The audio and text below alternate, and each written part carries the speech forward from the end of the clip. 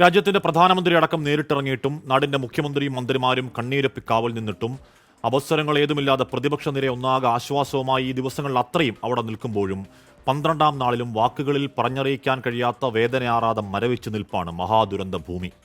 രക്ഷാപ്രവർത്തനം എന്ന വാക്കിനി അപ്രസക്തമാണ്. മണ്ണാഴങ്ങളിൽ, സൂചിപ്പാറയ്ക്ക് താഴെ, ചാലിയാർ പുഴയോരത്ത് ഏതവസ്ഥയിൽ എത്ര ശരീരങ്ങളാണ് എന്നുപോലും തിട്ടമില്ലാത്ത അവസ്ഥ നമ്മൾ ജീവിക്കുന്ന ഈ കാലത്തിന്റെ കൊടുംനീറ്റിലല്ലെങ്കിൽ മറ്റെന്താണ്?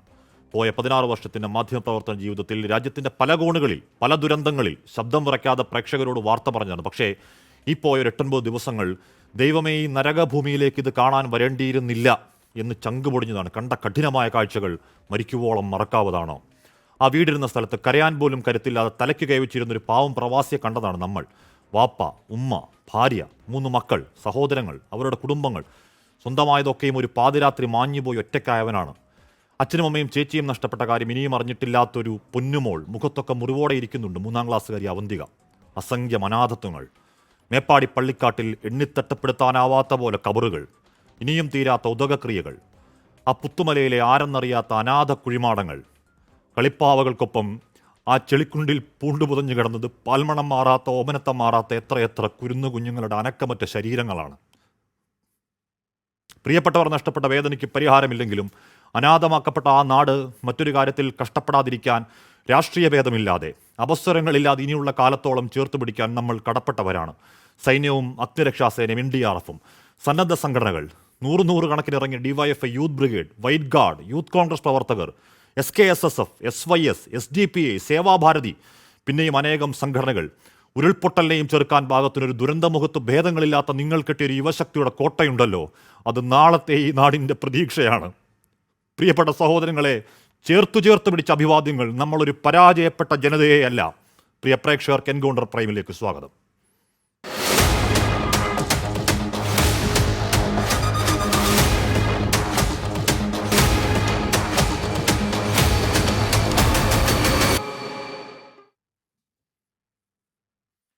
മന്ത്രി ശ്രീ PA മുഹമ്മദ് റിയാസ് അല്പസമയത്തിനകം ചേരും. Shri Raju P. Nair, Sandeep Warrier, doctor KG താര, CK ശശീന്ദ്രൻ, CPM പ്രതിനിധി, വാർഡ് മെമ്പർ ശ്രീ നൂറുദ്ദീൻ എന്നിവർ ചർച്ചയിൽ ചേരുന്നു. ആദ്യം ഞാൻ നൂറുദ്ദീനിലേക്ക് പോവുകയാണ്. ശ്രീ നൂറുദ്ദീനെ നമ്മളവിടെ മേപ്പാടിയിലും എവിടെയൊക്കെ വെച്ച് കണ്ടൊക്കെയോ അപ്പോഴൊക്കെയും കണ്ണു നിറഞ്ഞ് കെട്ടിപ്പിടിച്ച് കാര്യങ്ങൾ പറഞ്ഞ ആളാണ്. ഇപ്പോൾ പ്രധാനമന്ത്രി അവിടെ വരികയാണ്. വയനാട് ആ മേഖലയ്ക്ക് ആവശ്യമായ പ്രശ്നങ്ങൾക്ക് സാമ്പത്തികം ഒരു പ്രശ്നമാവില്ല എന്ന് പറയുകയാണ്. ഒരാശ്വാസം തോന്നുന്നുണ്ടോ ശ്രീ നൂറുദ്ദീൻ?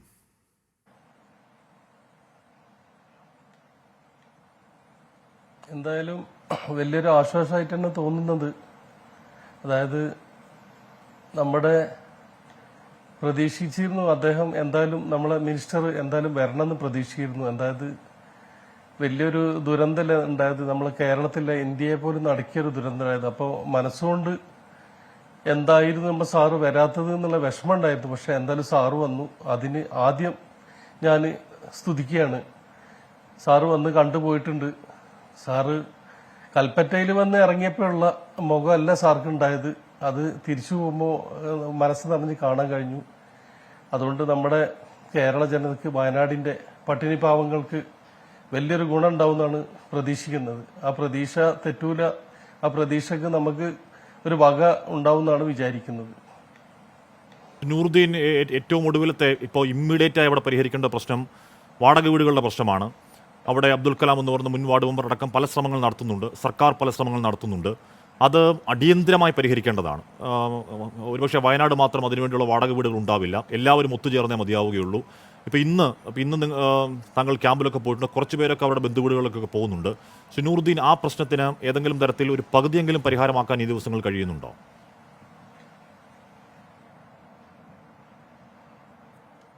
ഇല്ല, അതിന് നമ്മൾക്ക് അങ്ങനെ പരിഹാരം കണ്ടെത്താനായിട്ടില്ല. പക്ഷെ ഒരു 450-400 വീടുകളിൽ ഒരു 10-40 വീടുകാർ മാറിയിട്ടുണ്ട്.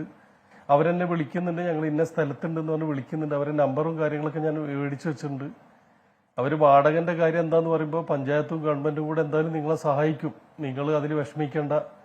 അതിന് ഞങ്ങൾ ഗവൺമെന്റ്, നമ്മളെ കേരള ഗവൺമെന്റും പഞ്ചായത്തും അതിന് നിങ്ങളെ കൂടെ ഉണ്ടാവും പറഞ്ഞിട്ടുണ്ട്. പക്ഷെ എന്നിരുന്നാലും വലിയൊരു വിഷമത്തിന്റെ ഒരു വാക്കാണ് ഇപ്പോൾ ആഷ്മി സാറ് പറഞ്ഞത്. അതായത് ഇപ്പോൾ ദിവസം നേരം വെളുത്താൽ കേൾക്കുന്ന വിളികൾ, എങ്ങോട്ടാണ് ഞങ്ങൾ പോകേണ്ടത്, സ്കൂൾ തുറക്കാനായി, വാടക വീട് വല്ലതും ഉണ്ടോ എന്നൊക്കെ പറഞ്ഞിട്ട് ഞങ്ങൾ എല്ലാവരും വിളിക്കുന്നുണ്ട്. അപ്പോൾ അതിന് വേണ്ടിയിട്ട് ശ്രമിക്കുകയാണ്. പക്ഷേ എന്താവും ഏതാവും എന്നുള്ള ഒരു ഐഡിയ ഇതുവരെ ഞങ്ങൾക്ക് പറയാനായിട്ടില്ല. നമ്മൾ പല ഭാഗത്തും ഗവൺമെന്റിന്റെ സ്ഥാപനങ്ങളും അതുപോലെ ചില നമ്മളെ WMO മുട്ടിൽ ഓർഫനേജിന്റെ അവിടെ ഈ കുട്ടികൾ താമസിച്ച ഹോസ്റ്റലുകളും കാര്യങ്ങളൊക്കെ ഉണ്ടാവും എന്നൊക്കെ പറയുന്നുണ്ട്. പക്ഷെ എന്നിരുന്നാലും അതിന്റെ ഒരു ലാസ്റ്റ് ഇതിലേക്ക് നമ്മൾ എത്തിയിട്ടില്ല. അതിനെന്താണ് ഇപ്പോൾ ഒരു വഴി എന്നുള്ള ഒരു മാനസിക വിഷമത്തിൽ തന്നെയാണ് ഞങ്ങളെല്ലാവരും ഉള്ളത്. അവരെ എന്തെങ്കിലും ചെയ്ത് നമ്മൾ അവരെ ഇനി ഇപ്പം ഇതുവരെ ഒരു ക്യാമ്പിൽ നിന്നെങ്കിലും അവരെ എവിടെയെങ്കിലും ഒരു സ്ഥലത്ത് അന്തിയുറങ്ങാനുള്ള സ്ഥലം നമ്മളെല്ലാവരും കൂടെ അവർക്ക് എത്രയും പെട്ടെന്ന് സാധിപ്പിച്ചു കൊടുക്കണം എന്നാണ് പറയാനുള്ളത്. അത് ഇതുവരെ അതിന്റെ ഒരു ഫൈനൽ സ്റ്റേജിലേക്ക് നമ്മൾ എത്തിയിട്ടില്ല. എല്ലാവരും ആ ഒരു വിഷമത്തിലാണ് ഇപ്പോൾ ഉള്ളത്. സന്ദീപ് വാര്യർ, ഇന്നിപ്പോൾ പ്രധാനമന്ത്രി അവിടെ വരുന്നു, അവിടെ ഇറങ്ങി കാണുന്നുണ്ട്. അവിടെ നിശ്ചയിച്ച സമയത്തിനേക്കാൾ കൂടുതൽ പ്രധാനമന്ത്രി എടുക്കുന്നു. അദ്ദേഹത്തിന്റെ ഷെഡ്യൂൾ അത് കാരണം തെറ്റുന്നു. സന്ദീപ് ഈ ദിവസങ്ങളിൽ സന്ദീപ് അവിടെ നിൽക്കുന്നുണ്ട്. സന്ദീപനല്ല, അവിടെ നിൽക്കുന്നവർക്കൊക്കെയും ഒരു മാധ്യമപ്രവർത്തകൻ എന്നുള്ള നിലയിൽ ഞാൻ സമചിത്തതയോടെ വാർത്തകൾ പറയാൻ ബാധ്യസ്ഥനാണ്. പക്ഷേ ഈ വാർത്ത കാണുമ്പോൾ കേൾക്കുമ്പോൾ അവിടെ നിൽക്കുമ്പോഴും ഇവിടെ ഇരിക്കുമ്പോഴൊക്കെ തൊണ്ട വിറയ്ക്കുന്നതാണ്. അത് നമ്മൾ ആ കാഴ്ചയുടെ സിവിയറിറ്റി, ആ കാഴ്ചയുടെ അത്രത്തോളം നമ്മുടെ കണ്ണിന് ഉൾക്കൊള്ളാൻ കഴിയാത്ത വലിയ ദുരന്താവസ്ഥ നമ്മൾ ഉൾക്കൊള്ളുന്നത് കൊണ്ടാണ്. ഉറപ്പായും പ്രധാനമന്ത്രിക്ക് ആ ദുരന്താവസ്ഥ മനസ്സിലായിട്ടുണ്ടെന്ന കാര്യം എനിക്ക് സംശയമില്ല.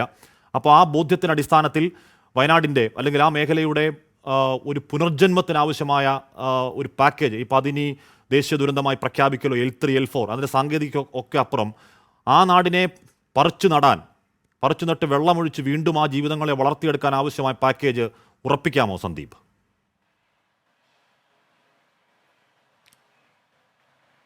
ഹാഷ്മി, ഈ ചർച്ചയുടെ സാധാരണഗതിയിൽ ഹാഷ്മിയുടെ ഇൻട്രോ വലിയ ആവേശം നൽകുന്ന ഇൻട്രോ ആണ് പതിവുള്ളത്. അതല്ലെങ്കിൽ പലപ്പോഴും രാഷ്ട്രീയവുമായിട്ടുള്ള വിമർശനങ്ങളാണ്. പക്ഷേ ഇന്ന് ഹാഷ്മിയുടെ കണ്ഠമിടറുന്നത് വലിയ വിഷമത്തോടു കൂടിയാണ് ഞാൻ കേട്ടുനിന്നത്. സ്വാഭാവികമായിട്ടും പിഞ്ചു കുഞ്ഞുങ്ങളുടെ മരണം ഉൾപ്പെടെയുള്ള കാര്യങ്ങളെക്കുറിച്ച് സൂചിപ്പിക്കുമ്പോൾ മനുഷ്യരായ എല്ലാവർക്കും ഇത്തരത്തിൽ കണ്ഠമിടറും എന്നുള്ള സംശയമൊന്നുമില്ല. നമ്മളെല്ലാവരും ആ ദുരന്ത ഭൂമിയിൽ കഴിഞ്ഞ കുറേ ദിവസമായി ഉള്ള ആളുകളാണ്. നമ്മൾ കണ്ടിട്ടുള്ള കാഴ്ചകൾ മനുഷ്യരുടെ ശിരസറ്റ അതല്ലെങ്കിൽ കൈകാലുകളറ്റിട്ടുള്ള ശവശരീരങ്ങൾ, മൃതദേഹങ്ങൾ വീണ്ടെടുക്കുന്ന കാഴ്ചകൾ, ചെറിയ കുട്ടികളുടെ മൃതദേഹങ്ങൾ വീണ്ടെടുക്കുന്ന കാഴ്ചകൾ, അതുപോലെ തകർന്നു കിടക്കുന്ന വീടുകൾ, എല്ലാം നഷ്ടപ്പെട്ടവരുടെ ആർത്തനാദങ്ങൾ, അച്ഛനും അമ്മയും നഷ്ടപ്പെട്ടതറിയാതെ ആശുപത്രിയിൽ കഴിയുന്ന കുഞ്ഞു മാലാഖയെ പോലുള്ള കുട്ടി, അങ്ങനെ ഒട്ടേറെ പേരുടെ മുഖം നമ്മുടെ മനസ്സിൽ നിന്ന് അത്ര പെട്ടെന്നൊന്നും മായാൻ പോകുന്നില്ല. വലിയ ആഴത്തിലുള്ള മുറിവാണ് വയനാട്ടിലെ ചൂരൽമലയിലും മുണ്ടക്കയിലുമൊക്കെ ജീവിച്ചിരിക്കുന്ന ആളുകൾക്ക് ഏറ്റിട്ടുള്ളതിൽ ഒരു തർക്കവുമില്ല, സംശയവുമില്ല. അതുകൊണ്ട് തന്നെ അവരെ എല്ലാവരെയും ഒത്തുചേർന്ന് അവരെ കൈപിടിച്ച് മുന്നോട്ട് നടത്തേണ്ടത്, അവരെ ജീവിതത്തിൽ കൂടുതൽ പ്രതീക്ഷകൾ നൽകി അവരുടെ ഈ കഴിഞ്ഞുപോയ ദുരന്തം, അവരുടെ മനസ്സിൽ ഏൽപ്പിച്ച ആഘാതം അത് പരമാവധി കുറച്ചുകൊണ്ട് അവർക്ക് ഇനി ജീവിക്കാനുള്ളൊരു സാഹചര്യം ഒരുക്കേണ്ടത് നമ്മളെല്ലാവരുടെയും കടമയാണ്. അതിനെല്ലാവരും ഒത്തുചേർന്നുകൊണ്ട്, മാധ്യമങ്ങളും സർക്കാരുകളും എല്ലാവരും, രാഷ്ട്രീയ പാർട്ടികളും സന്നദ്ധ സംഘടനകളും എല്ലാവരും ഒത്തുചേർന്നുകൊണ്ടുള്ള ഒരു പ്രയത്നം ആവശ്യമുണ്ട്. തീർച്ചയായിട്ടും ഇന്ന് അങ്ങ് സൂചിപ്പിച്ചതുപോലെ പ്രധാനമന്ത്രി വളരെ ഇമോഷണലായിരുന്നു. സാധാരണഗതിയിൽ ഞങ്ങൾ പ്രധാനമന്ത്രിയെ കാണുന്ന സമയത്ത് അദ്ദേഹം ഒരു ചെറുപുഞ്ചിരിയോട് കൂടിയിട്ടാണ് സമീപിക്കാറുള്ളത്. പക്ഷേ ഇന്ന് ഞങ്ങൾ അദ്ദേഹത്തെ സ്വീകരിക്കാൻ വേണ്ടി ഉണ്ടായിരുന്നു. അദ്ദേഹത്തിൻ്റെ മുഖത്ത് അത് വളരെ ദൃശ്യമായിരുന്നു. അദ്ദേഹം വളരെ ഇമോഷണലായിരുന്നു. അദ്ദേഹത്തിന് ഒരുപക്ഷെ ഹാഷ്മിയെ പോലെ തന്നെ അദ്ദേഹം ഈ ദുരന്തത്തിൻ്റെ ആഴവും പരപ്പും ഒക്കെ നന്നായിട്ട് മനസ്സിലാക്കിയിട്ടും വളരെ പ്രിപ്പയർ ചെയ്തിട്ടും വന്ന ഒരാളായിരുന്നു. അതുകൊണ്ട് തന്നെ അദ്ദേഹത്തിന് വളരെ ഹൈലി ഇമോഷണലായിരുന്നു എന്നുള്ള കാര്യം ഞങ്ങൾക്ക് ബോധ്യപ്പെട്ടതാണ്. അദ്ദേഹം അതുകൊണ്ട് തന്നെ ആണ് കൂടുതൽ സമയം, നമുക്കറിയാം അദ്ദേഹത്തിൻ്റെ സന്ദർശനം കേവലം 3 മണിക്കൂർ നേരം മാത്രമായിരുന്നു നിശ്ചയിച്ചിരുന്നെങ്കിൽ അതുമൊക്കെ കടന്ന് എത്രയോ അധികം നേരം അദ്ദേഹം ഈ ദുരന്ത മേഖലയിൽ സന്ദർശിച്ചു. പ്രത്യേകിച്ച് ബെയിലി പാലം കടന്ന്, നമുക്കറിയാം ഹാഷ്മിയൊക്കെ അവിടെ ഉണ്ടായിരുന്നതാണ്, ബെയിലി പാലം കടന്ന് ആ ചെളിയിലൂടെ അദ്ദേഹത്തിൻ്റെ ഷൂസ് പോലും മാറ്റിയിരുന്നില്ല. അദ്ദേഹം നിശ്ചയിച്ചതിലും ഏറെ ദൂരം, ഏകദേശം എനിക്ക് തോന്നുന്നു 1/2 കിലോമീറ്ററിലധികം മുണ്ടക്കൈ ഭാഗത്തേക്ക് നടന്നുപോയി അവിടെ സംഭവിച്ചിട്ടുള്ള മഹാദുരന്തം മന്ത്രി പി മുഹമ്മദ് വലിയ തിരക്കിനിടയിലാണ്. അദ്ദേഹം ഞാനിപ്പോൾ എത്താം സന്ദീപ്. ശ്രീ മുഹമ്മദ് റിയാസ്, മിനിസ്റ്റർ ഇവിടെ ആദ്യഘട്ട ഒരു നിവേദനം നമ്മൾ കൊടുത്തിട്ടുണ്ട്. ഒരു വിശദമായ മെമ്മോറാണ്ടം തയ്യാറാക്കി തരാൻ ആവശ്യപ്പെടുന്നുണ്ട്. എന്ന് പറഞ്ഞാൽ ഓരോരോ മേഖല തിരിച്ച് എത്ര കോടി എന്നുള്ള അതായിരിക്കും ആ മെമ്മോറാണ്ടം ഉദ്ദേശിക്കുന്നത്. എന്തായാലും ഇന്നത്തെ പ്രധാനമന്ത്രി നരേന്ദ്രമോദിയുടെ സന്ദർശനത്തിൻ്റെ ഫലശ്രുതി ആ മേഖലയുടെ പുനർനിർമ്മാണത്തിന് ആവശ്യമായ, നമ്മൾ ആഗ്രഹിക്കുന്ന ഈ തുക ഫണ്ട് കിട്ടും എന്ന ആത്മവിശ്വാസം മിനിസ്റ്റർക്കുണ്ടോ, നമുക്കുണ്ടോ? അല്ല, നമ്മൾ ഇന്ന് പ്രധാനമന്ത്രിയുടെ സന്ദർശനത്തെ ലോകമാകെ ഉറ്റുനോക്കിയത് വയനാട് ദുരന്തത്തെക്കുറിച്ച് മനസ്സിലാക്കിയ ലോകമാകെ ഉറ്റുനോക്കിയത് വലിയ പ്രാധാന്യത്തോടും പ്രതീക്ഷയോടും കൂടിയായിരുന്നു. പ്രാധാന്യത്തോടു കൂടിയും പ്രതീക്ഷയോടും നോക്കിയ ഈ സന്ദർശനം നമ്മളെല്ലാവരും ഉദ്ദേശിച്ചതുപോലെ തന്നെ ഏറെ പ്രതീക്ഷ നൽകുന്ന നിലയിലാണ് പ്രധാനമന്ത്രി പോയിട്ടുള്ളത് എന്നുള്ളതൊരു വസ്തുതയാണ്.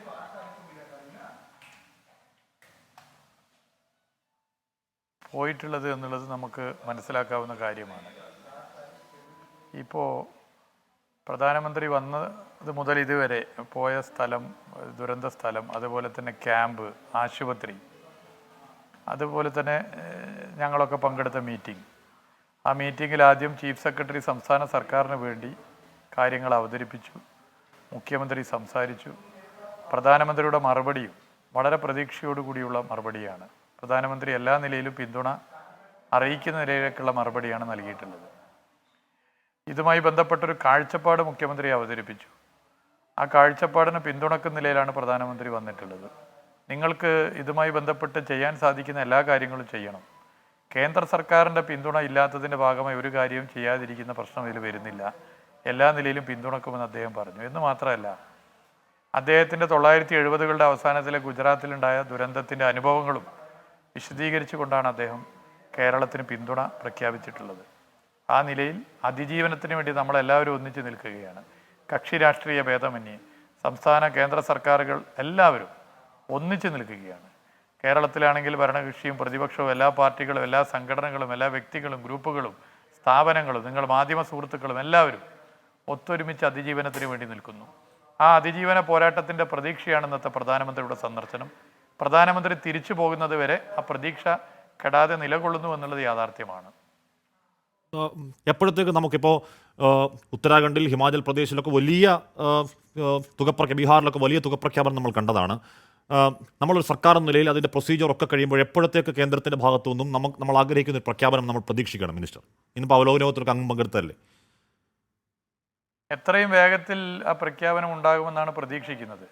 കാരണം ഇന്ന് മെമ്മോറാണ്ടത്തിൻ്റെ ആദ്യപടി എന്നുള്ളതിൽ മുഖ്യമന്ത്രി പ്രധാനമന്ത്രി കാര്യങ്ങൾ സമർപ്പിച്ചു. ഇനി സപ്ലിമെൻ്റ് ചെയ്യേണ്ട ചില കാര്യങ്ങളാണുള്ളത്. ഇന്നലെ കേന്ദ്ര സംഘം വന്നപ്പോൾ വളരെ വിശദമായി കേന്ദ്ര സംഘവുമായി ചർച്ച ചെയ്തു. കേന്ദ്ര സംഘത്തിനും കാര്യങ്ങൾ ബോധ്യപ്പെടുത്തുകയും സമർപ്പിക്കുകയും ചെയ്തിട്ടുണ്ട്. ഇനി പ്രധാനമന്ത്രി തിരിച്ചുപോയി ഇതിൽ എത്രയും പെട്ടെന്ന് തന്നെ മറ്റ് കാര്യങ്ങൾ കൂടി കേരളത്തിൻ്റേത് ലഭിച്ചതിന് ശേഷം എത്രയും പെട്ടെന്ന് തന്നെ തീരുമാനങ്ങൾ കൈക്കൊള്ളും എന്ന് തന്നെയാണ് പ്രതീക്ഷിക്കുന്നത്. നമുക്കറിയാം, 3 സംസ്ഥാനങ്ങൾക്ക് ഏതാനും മാസങ്ങൾക്ക് മുൻപാണ് 11,500 കോടി രൂപ കേന്ദ്ര സർക്കാർ ഒരു സ്പെഷ്യൽ പാക്കേജായി അനുവദിച്ചിട്ടുള്ളത്. അതിന് സമാനമായ നിലയിൽ കേരളത്തെയും സഹായിക്കും എന്ന് നമ്മളൊക്കെ പ്രതീക്ഷിക്കുകയാണ്. ഇന്നത്തെ പ്രധാനമന്ത്രിയുടെ സന്ദർശനവും പ്രധാനമന്ത്രിയുടെ മീറ്റിങ്ങിലെ സംസാരവും ആ പ്രതീക്ഷ കൂടുതൽ ഉയരങ്ങളിലേക്ക് എത്തുന്ന നിലയിലേക്ക് എത്തിയിരിക്കുകയാണ്. മിനിസ്റ്റർ, അങ്ങ് വലിയ തിരക്കിലാണെന്നറിയാം. അങ്ങ് ഒരു മീറ്റിങ്ങിന് ഇടയ്ക്ക് ഇറങ്ങി വന്നതാണെന്ന് പറയും. 2 മിനിറ്റ് കൂടി മിനിസ്റ്റർ. ഞാൻ അന്ന് അവിടെ പുഞ്ചിരിമട്ടയിൽ കയറുമ്പോൾ അവിടെ ഒരു സുകുമാരൻ എന്നൊരാളെ കണ്ടു. സുകുമാരൻ 2010 ഉരുൾപൊട്ടലിൽ വീട് നഷ്ടമായ 3 വീട്ടിൽ ഒരാളാണ്. സുകുമാരൻ ഇപ്പോൾ ടെലിഫോൺ ലൈനിലുണ്ട്. സുകുമാരൻ, മിനിസ്റ്ററോട് അങ്ങ് താങ്കളുടെ കാര്യം പറയൂ, പരിഹാരമുണ്ടാവും. സാർ, ഹലോ, പറഞ്ഞോളൂ സുകുമാരൻ, പറഞ്ഞോളൂ. സാർ, 2020 മുണ്ടക്കൈ എന്ന സ്ഥലത്ത് സാർ ഫസ്റ്റ് ഉരുൾ പൊട്ടിയത് കുറച്ച് ആ പൊട്ടിയ ഭാഗമാണ് ഇപ്പോൾ 30 പൊട്ടിയത്, 30-ാം തീയതി. അപ്പോൾ അതിന്റെ മുന്നേ 2020 ചെറുതായിട്ട് പൊട്ടിയിട്ട് ഒരു 3 വീട് നഷ്ടപ്പെട്ടിട്ടുണ്ടായിരുന്നു സാർ. അതായത് ഞാനൊരു കൂലിപ്പണിക്കാരനാണ് സാർ. അപ്പോൾ ലോൺ എടുത്തിട്ടും കടം വാങ്ങിയിട്ടും അങ്ങനെ ഇങ്ങനെയൊക്കെ ആയിട്ട് ഒരു വീട് വെച്ചാണ് സാർ. 10 വർഷം വാടകയ്ക്ക് നിന്നിട്ട് ഒരു വീട് വെച്ചു സാർ. അതിൽ 2020 ആ വീടും എല്ലാം നഷ്ടം, മണ്ണിന്റെ അടിയിൽ പോയി സാർ. എന്നിട്ട് ദുരിതാശ്വാസ സ്ഥലത്ത് ക്യാമ്പിൽ വന്ന് നിന്നു ഒരു 5-6 ദിവസം. അങ്ങനെ അവർ പറഞ്ഞു വാടകയ്ക്ക് പോയിക്കോളി, പൈസ ഒക്കെ നമ്മൾ കൊടുത്തോളാം സർക്കാർ. അപ്പൊ അങ്ങനെ ശരി ആയിക്കോട്ടെ എന്ന് പറഞ്ഞാൽ അങ്ങനെ വാടകയ്ക്ക് ഒരു നിർഗതിയില്ല. ഞാൻ 0-ൽ നിൽക്കുന്ന ഒരാളാണ്. അപ്പോൾ അങ്ങനെ വാടകയ്ക്ക് പോയിട്ട് പറഞ്ഞു അതിന്റെ വാടക അങ്ങനെ കൊടുക്കാന്ന് പറഞ്ഞിട്ട് വെറും 2 മാസത്തെ വാടകയാണ് സാർ കിട്ടിയത്. ബാക്കി പൈസ അല്ല, നമ്മൾ 0-ൽ നിൽക്കുമ്പോൾ എങ്ങനെ സാറേ? അപ്പോൾ അങ്ങനെ വീട്ടുകാർ അവിടെ നിന്ന് ഇറക്കി വിട്ടു. അങ്ങനെ ഞാൻ എസ്റ്റേറ്റ് പാടിയിലായിരുന്നു താമസം സാർ. ഇപ്പോൾ മുണ്ടക്കൈയിൽ അങ്ങനെ അവിടെ ഒരു വീടുണ്ട്, തറവാട് വീട് എന്ന് പറയും. അവിടെ പോയിട്ടാണ് ഞാൻ ഈ 4 വർഷം നിന്നത് സാർ. ഇപ്പം അതും പോയി സാർ. ഞാനിപ്പോ എന്താ ചെയ്യേണ്ടതെന്ന് ഒരു പിടുത്തുള്ളൂ സാർ. 2020 പോയതാണ്. അപ്പൊ വീടൊന്നുമില്ല സാർ. അപ്പോ ഈ സ്ഥലം പോയതിന് പകരം 7 സെന്റ് സ്ഥലം എനിക്ക് ഈ പൂത്തക്കൊല്ലി മറ്റേ ദുരിതാശ്വാസം മുത്തുമല പൊട്ടിയതിന്റെ പേരിൽ അവരെ കൂട്ടത്തിൽ ഒരു 7 സെന്റ് സ്ഥലം തന്നിട്ടുണ്ട് സാർ. വേറെ ഒന്നുമില്ല സാർ. എനിക്ക് വീട് വെക്കണം എന്ന് ആഗ്രഹമുണ്ട്. അത് എന്താ വെച്ചാൽ ഒരു പൈസയില്ല, ഞാൻ സീറോയിലാണ് നിൽക്കുന്നത് സാർ. അപ്പോൾ ഈ വീട് വെക്കണമെങ്കിൽ തന്നെ അതിന് പൈസ വേണം കയ്യിൽ. ഒന്നുമില്ല. ഒരു പുനരധിവാസം എന്ന് പറയുന്ന ഒന്നും എനിക്ക് ഇല്ല. ശരി സുകുമാരൻ, കേട്ട് മന്ത്രി മിനിസ്റ്ററെ, ഈ സുകുമാരൻ ചേട്ടനെ വിളിക്കാൻ കാരണം സുകുമാരൻ ചേട്ടൻ ഈ ഒരു ഉൾവലിഞ്ഞു നിൽക്കുന്ന ആളാണ്. വേണ്ട വിധത്തിൽ എവിടെയും കാര്യങ്ങൾ പറയാൻ മടിയുള്ള ഒരു പരമസാധു മനുഷ്യനാണ്. എന്ന് പറഞ്ഞാൽ 2020 3 വീട് പോയതാണ്. അതിലൊരു വീട് സുകുമാരൻ്റെയാണ്. അത് ലോൺ എടുത്ത് വെച്ച വീടാണ്. ആ വീട് പോയി, പക്ഷേ ലോൺ അടച്ചുകൊണ്ടിരിക്കുകയാണ്. ഈ ഒരു കേസ് മന്ത്രി ഒന്ന് ശ്രദ്ധിക്കണേ. തീർച്ചയായിട്ടും ആഷ്മി, സുകുമാരൻ ചേട്ടൻ്റെ ഈ പ്രശ്നം ഞാൻ ബന്ധപ്പെട്ട ജില്ലാ കളക്ടർ ഉൾപ്പെടെയുള്ളവരുമായി സംസാരിക്കാം. ശ്രീ ആഷ്മി അതിൻ്റെ ഒരു ഡീറ്റെയിൽസ് ഒന്ന് എനിക്ക് അയച്ചു തരണം. ഞാൻ ആ നിലയിൽ തന്നെ ഇടപെടാം. ജില്ലാ കളക്ടറുമായി സംസാരിക്കാം. സുകുമാരൻ ചേട്ടൻ്റെ ഫോൺ നമ്പർ ഉണ്ടെങ്കിൽ അതും ഒന്ന് തരണം. അത് കളക്ടറുമായി സംസാരിച്ചതിന് ശേഷം നാളെ തന്നെ സുകുമാരൻ ചേട്ടനെ വിളിക്കുന്നതുമായിരിക്കും. ആഷ്മി അതൊന്ന് എനിക്ക് അയച്ചു തരാം. ഉറപ്പായും. Thank you minister. Thanks lot. അങ്ങ് ഇറങ്ങിക്കോളൂ. അങ്ങ് വലിയ തിരക്കിലാണ്. ആ തിരക്കിനിടയിലും ഇവിടെ അല്പസമയം ചെലവഴിച്ചു. Thank you minister. Shri Raju P Nair കേൾക്കാമെന്നാണ് എൻ്റെ പ്രതീക്ഷ. രാജു പി ശ്രീ സുകുമാരൻ പുഞ്ചിരിമട്ടം ടെലിഫോൺ ലൈനിൽ ഉണ്ടെങ്കിൽ നാളെ തന്നെ നമ്മൾ മന്ത്രിയോട് ഇക്കാര്യം പറയും. നാളെ തന്നെ നമ്മൾ മന്ത്രിക്ക് താങ്കളുടെ നമ്പർ അടക്കം കൊടുക്കും. മന്ത്രിയുടെ ഓഫീസിൽ നിന്നൊക്കെ താങ്കളെ വിളിക്കും. സുകുമാരൻ ചേട്ടൻ അനുഭവിക്കുന്ന ആ കൊടിയ യാതനയ്ക്ക്, ദുരിതത്തിന്, ഈ വർഷങ്ങളിൽ അനുഭവിക്കുന്ന ബുദ്ധിമുട്ടുകൾക്ക് പരിഹാരമുണ്ടാകാൻ പോകുന്നു. ധൈര്യമായിരിക്കും സുകുമാരൻ ചേട്ടാ. ഓക്കെ. രാജു പി നായർ, ഇന്നിപ്പോൾ നമ്മൾ കണ്ടത് ഒരു ദിവസം മുഴുവൻ പ്രധാനമന്ത്രി വയനാട് എന്ന് പറയുന്ന ഒരു ജില്ലയുടെ 3 വാർഡുകളിലുണ്ടായ ഒരു ദുരന്തം കാണാൻ ഇറങ്ങിപ്പുറപ്പെട്ട കാഴ്ച നമ്മൾ കണ്ടു. അനുതാപപൂർവ്വം ഓരോരോ മേഖലകളിൽ പോയി ഓരോരോ കാര്യങ്ങൾ ADGP MR അജിത് കുമാറോടക്കം ചോദിക്കുന്ന കാര്യങ്ങൾ നമ്മൾ കണ്ടു. അവിടെ ഒരു കളക്ടറുണ്ട്, DR മേഘശ്രീ. അസാധ്യമായ വിൽ പവറുള്ള, അസാധ്യമായ സേവനശേഷിയുള്ള ഒരു യുവതിയാണ്. ആ യുവതി കാര്യങ്ങൾ ബോധ്യപ്പെടുത്തുന്നു. മന്ത്രി അടക്കം ഇരിക്കുന്ന അവലോകനയോഗം ഉണ്ടാകുന്നു. നമ്മൾ കേന്ദ്രത്തിൽ നിന്ന് കിട്ടും എന്ന പ്രതീക്ഷാപൂർവ്വം നോക്കിക്കാണുകയാണ്. ആ പ്രതീക്ഷയ്ക്ക് അടിസ്ഥാനം ഉണ്ടാകില്ലേ ശ്രീ രാജു പി നായർ? അതുണ്ടാവുമെന്ന് തന്നെയാണ് പ്രതീക്ഷിക്കുന്നത്. കാരണം ഇപ്പോൾ ഹാഷ്മി സൂചിപ്പിച്ച പോലെ തന്നെ ഈ ദുരന്തത്തിൻ്റെ വ്യാപ്തി കേന്ദ്ര സർക്കാരിനെ എല്ലാ തരത്തിലും നമ്മൾ ശ്രദ്ധയിൽപ്പെടുത്തിയിട്ടുണ്ട്. 3 തവണ ഇന്ത്യയുടെ പാർലമെൻറ്റിൽ ശ്രീ രാഹുൽ ഗാന്ധി, ലോക്സഭാ പ്രതിപക്ഷ നേതാവ്, വയനാടിനെ നേരത്തെ പ്രതിനിധീകരിച്ചിരുന്ന ശ്രീ രാഹുൽ ഗാന്ധി തന്നെ 2 പ്രാവശ്യം ശൂന്യവേളയിലും പിന്നെ ഒരു ചർച്ചയിലും വയനാടിൻ്റെ ഈ പ്രശ്നം അവതരിപ്പിച്ചിട്ടുണ്ട്. തീർച്ചയായിട്ടും അതിൻ്റെ എല്ലാ പശ്ചാത്തലത്തിലാണ് പ്രധാനമന്ത്രിയുടെ ഒരു സന്ദർശനം ഉണ്ടായിരിക്കുന്നതും. ആ സന്ദർശനത്തെ നമ്മൾ വളരെ പ്രതീക്ഷയോടുകൂടിയാണ് കാണുന്നത്. അവിടുത്തെ മുഴുവൻ ദുരിതാശ്വാസ ക്യാമ്പുകളിൽ പാർക്കുന്നവർ അവരെല്ലാവർക്കും ഈ ഒരു സന്ദർശനം കൊണ്ട് അവരുടെ പുനരധിവാസത്തിനും അവരുടെ ദുരിതാശ്വാസത്തിനും വേണ്ട കൃത്യമായിട്ട് ഇടപെടൽ ഉണ്ടാകുമെന്നാണ് നമ്മൾ പ്രതീക്ഷിക്കുന്നത്. ഇവിടെ നേരത്തെ സൂചിപ്പിച്ച പോലെ നാച്ചുറൽ ഡിസാസ്റ്റേഴ്സ് ഉണ്ടാകുന്നത് നമ്മൾ L1 മുതൽ L4 വരെ, L0 മുതൽ L4 വരെയുള്ള കാറ്റഗറിയിൽ പെടുത്തിയാണ് കാണുന്നത്. അപ്പോൾ ആ L4 എന്ന് പറഞ്ഞാൽ ഏറ്റവും കൂടുതൽ, കാരണം സംസ്ഥാനത്തിന് മാത്രമായിട്ട് കൈകാര്യം ചെയ്യാൻ കഴിയാത്ത ഒരു സാഹചര്യത്തിലാണ് അതിനെ നമ്മൾ കാണണം എന്നുള്ളതുകൊണ്ട് അത് തീർച്ചയായിട്ടും നടക്കുമെന്ന് തന്നെയാണ് പ്രതീക്ഷിക്കുന്നത്. പക്ഷേ ഹാഷ്മി, അതിനപ്പുറം മറ്റൊരു കാര്യം കൂടി ഞാൻ പറയാൻ ആഗ്രഹിക്കുകയാണ്. നമ്മൾ കേവലം ഇപ്പോൾ വയനാടിലെ ഈ ദുരിതാശ്വാസ പ്രവർത്തനത്തിലും പുനരധിവാസത്തിലും മാത്രം ശ്രദ്ധ കേന്ദ്രീകരിച്ച് പോകേണ്ട ഒരു സമയമല്ല. കഴിഞ്ഞ 5 വർഷം കൊണ്ട് നമുക്കറിയാവുന്ന ഏറ്റവും പ്രധാനപ്പെട്ട അല്ലെങ്കിൽ ഏറ്റവും വലിയ ദുരന്തങ്ങളായിട്ട് 5 ഉരുൾപൊട്ടലുകൾ ഉണ്ടായിട്ടുണ്ട്. ഇപ്പോൾ പെട്ടിമുടി, അതുപോലെ കവളപ്പാറ, അതുപോലെ തന്നെ ഇപ്പോൾ വയനാട് മേപ്പാടി, പിന്നെ നമ്മുടെ പുത്തുമല, ഇപ്പോൾ വിലങ്ങാട്. 5 ഉരുൾപൊട്ടലുകൾ. വിലങ്ങാട് സത്യം പറഞ്ഞാൽ ഈ വയനാടിൻ്റെ വലിയ ചർച്ചകൾക്കിടയിൽ മുങ്ങിപ്പോയതാണ്. അവിടെയും വലിയൊരു ദുരന്തമാണ് അവിടെ സംഭവിച്ചത്. ഇത് ഉണ്ടായിട്ടുണ്ട്. കേരളം നമ്മളൊരു 10 വർഷങ്ങൾക്ക് മുമ്പ് കരുതിയിരുന്ന പോലെ ഒരു എല്ലാ ഇതുകൊണ്ട് പ്രകൃതി രമണീയമായ ഏറ്റവും സുന്ദരമായ സമാധാനമുള്ള ഒരു സംസ്ഥാനം എന്നുള്ളൊരു നിലയിൽ നിന്ന് കഴിഞ്ഞ 10 വർഷം അല്ലെങ്കിൽ 5 വർഷം കൊണ്ട് വലിയ രീതിയിൽ മാറിയിട്ടുണ്ട്. അതിനനുസരിച്ച് നമ്മുടെ പ്രവർത്തനങ്ങൾ മാറാൻ വേണ്ടിയിട്ടുള്ള സംവിധാനം ഉണ്ടാകും. കഴിഞ്ഞ 2023 കഴിഞ്ഞൊരു ഇത് നോക്കിക്കഴിഞ്ഞാൽ ഏകദേശം 50,000 പേരാണ് ലോകം മുഴുവനായിട്ട് ഇത്തരത്തിലുള്ള നാച്ചുറൽ ഡിസാസ്റ്റേഴ്സിൽ മരിച്ചിട്ടുള്ളത്. പക്ഷെ നമ്മുടെ ഇവിടുത്തെ കണക്ക്, ഇപ്പോൾ ഔദ്യോഗിക കണക്ക് പറയുന്നതിനപ്പുറം സംഭവിച്ചിട്ടുണ്ട് നമുക്കറിയാം. ഏകദേശം നമ്മൾ ആ ഒരു അനൗദ്യോഗിക കണക്കെടുത്താൽ ഏകദേശം ഒരു 750 പേര് നമ്മുടെ സംസ്ഥാനത്ത് മാത്രം മരിച്ചിട്ടുള്ളൊരു സാഹചര്യമുണ്ട്. കാരണം ആ നമ്പർ ലോകം മുഴുവനുള്ള 50,000 വെച്ച് നോക്കുമ്പോൾ വളരെ വലുതാണ്. അപ്പോൾ വലിയൊരു പ്രശ്നം നമുക്കുണ്ട്. നമുക്ക് പ്രകൃതി ദുരന്തങ്ങൾ ഒരിക്കലും നമുക്ക് തടഞ്ഞു നിർത്താൻ കഴിയുന്നതല്ല.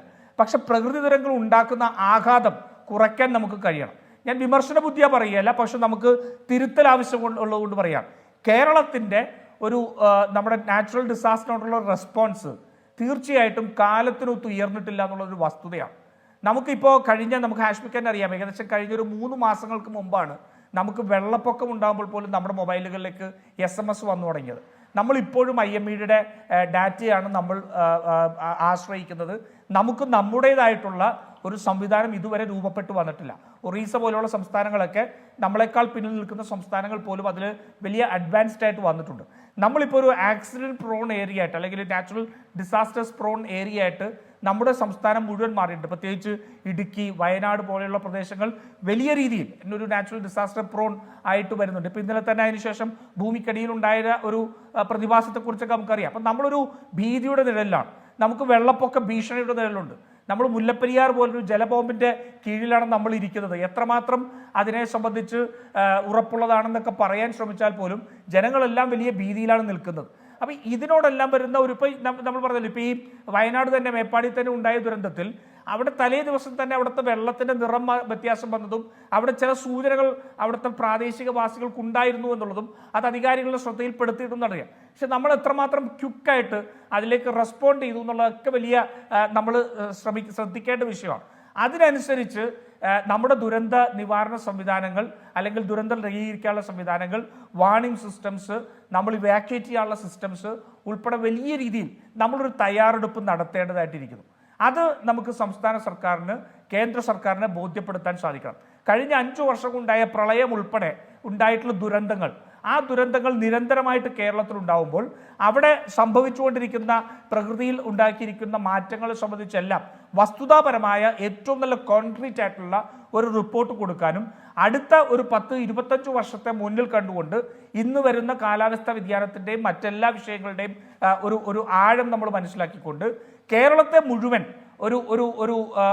എന്താ പറയുക, ഒരു ദുരന്ത സാധ്യതയുള്ള പ്രദേശമായിട്ട് കാണേണ്ട സാഹചര്യം ഇപ്പോൾ നിലനിൽക്കുന്ന ആ വിഷയത്തിൽ ഡോക്ടർ കെ ജി താരെ കുറച്ചുകൂടി ആഡ് ഓൺ ചെയ്യാനുണ്ട്. ഞാൻ താരയിലേക്ക് എത്താം. അതിനു മുമ്പ് ശ്രീ CK ശശീന്ദ്രൻ ഇവിടെ നമ്മുടെ എവിടെയാണ് പുത്തുമലയിലെ വാർഡ് മെമ്പർ സുകന്യോട് സംസാരിക്കുമ്പോൾ അവിടുത്തെ വീടുകൾ ചോർന്നൊലിക്കുന്ന കാര്യവും വാക്കുകൾ, പ്രഖ്യാപനങ്ങൾ മാത്രം ഒതുങ്ങിയ കാര്യമൊക്കെ പറയുന്നുണ്ട്. ഉറപ്പായും അതിൽ രാഷ്ട്രീയത്തിൻ്റെ മാർജിൻ വിട്ടാൽ തന്നെയും പോട്ടെ, ഇനി അതിൻ്റെ ഓഡിറ്റ് എടുക്കാനുള്ള സമയമൊന്നുമല്ല. പക്ഷേ നമുക്ക് കിട്ടുന്ന സഹായങ്ങൾ കൊണ്ട് പരമാവധി ഏകോപിപ്പിച്ച് ആ മേഖലയിൽ നിൽക്കുന്ന മാനസികമായും ശാരീരികമായും ഒക്കെ തളർന്ന് ഉടുതുണിക്കും മറുതുണി മാത്രമുള്ള മനുഷ്യരെ എത്രയും പെട്ടെന്ന് പറഞ്ഞാൽ എത്രയും പെട്ടെന്ന് പുനരുദ്ധരിപ്പിക്കാനുള്ള പ്രവർത്തനങ്ങൾക്ക് ഈ വാർത്തയുടെ ചൂട് മാറിയാലും പതാകവാഹകരായി നിൽക്കും സർക്കാർ എന്ന് ഉറപ്പല്ലേ?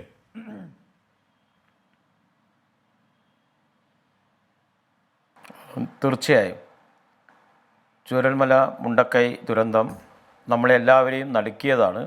വലിയ പ്രയാസത്തിലാണ് നമ്മളെല്ലാവരും കാണാൻ വേണ്ടി കഴിയും. നാടാകെ അതിനെ ജാതി മത ഭേദമന്യേ, രാഷ്ട്രീയ ഭേദമന്യേ ഒരു ജനത ഒറ്റക്കെട്ടായി അതിനെ അതിജീവിക്കാനുള്ള പ്രവർത്തനങ്ങളിൽ വയനാടിനോട് ചേർന്ന് നിൽക്കാൻ നമുക്ക് കാണാൻ വേണ്ടി കഴിയും. 2 ഉത്തരവാദിത്തങ്ങളാണ് ഉള്ളത്. ആദ്യത്തെ ഉത്തരവാദിത്തം, ക്യാമ്പ് അധികകാലം നീട്ടിക്കൊണ്ടുപോകാൻ വേണ്ടി കഴിയില്ല. സ്കൂളുകൾ തുറന്ന് പ്രവർത്തിക്കണം, കുട്ടികൾക്ക് പഠിക്കാനുള്ള സൗകര്യം കൊടുക്കുകയും വേണം. അതുകൊണ്ട് താൽക്കാലിക ഷെൽട്ടർ എല്ലാവർക്കും ഉറപ്പുവരുത്തുക. ഒരാൾ പോലും, ഇന്ന് ഞാൻ ഈ ചർച്ചയ്ക്ക് വരുന്നത് കുറച്ച് മുമ്പ് മേപ്പാടി ഹയർ സെക്കൻഡറി സ്കൂളിൽ പോയിട്ട് അവിടുത്തെ തൊഴിലാളികളൊക്കെ കണ്ട് അവർക്ക് പാടിയാണ് ഞങ്ങൾ എങ്ങോട്ട് പോകുന്നുള്ള ആ വേദനയോടുകൂടി സംസാരിക്കുന്നത് കണ്ടിട്ടാണ് ഞാൻ ഇങ്ങോട്ട് വന്നിരിക്കുന്നത്. അപ്പോൾ സ്വാഭാവികമായിട്ട് മുഴുവൻ ആൾക്കാർക്കും, ഒരാൾ പോലും ഒഴിഞ്ഞു പോകാതെ മുഴുവൻ ആൾക്കാർക്കും താൽക്കാലിക ഷെൽട്ടർ ഉറപ്പാക്കുക എന്നുള്ളതാണ് ആദ്യത്തെ കടമ. അതിനൊട്ടേറെ കാര്യങ്ങൾ പലരും സഹായങ്ങളുമായിട്ട് മുന്നോട്ട് വരുന്നുണ്ട്. ഗവൺമെൻറ് അതിനുവേണ്ടി ഏകോപിപ്പിക്കാൻ ഒരു നോഡൽ ഓഫീസർ തന്നെ തീരുമാനിച്ചിട്ടുണ്ട്.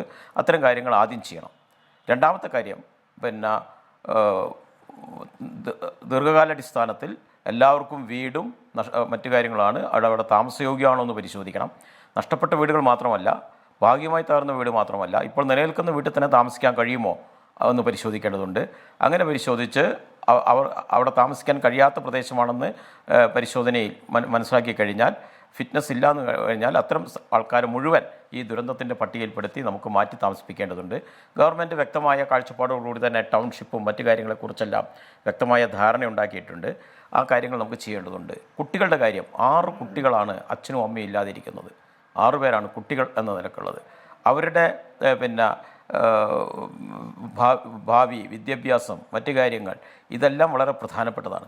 കുട്ടികൾ മാത്രമല്ല, ഒറ്റപ്പെട്ടു പോയ, ഇന്നിപ്പോൾ ഞാൻ മേപ്പാടി ക്യാമ്പ് പോയ ഒരു അനുഭവം പറയാം. ഒരു കുട്ടിയുടെ വിവാഹം നിശ്ചയിച്ചതായിരുന്നു.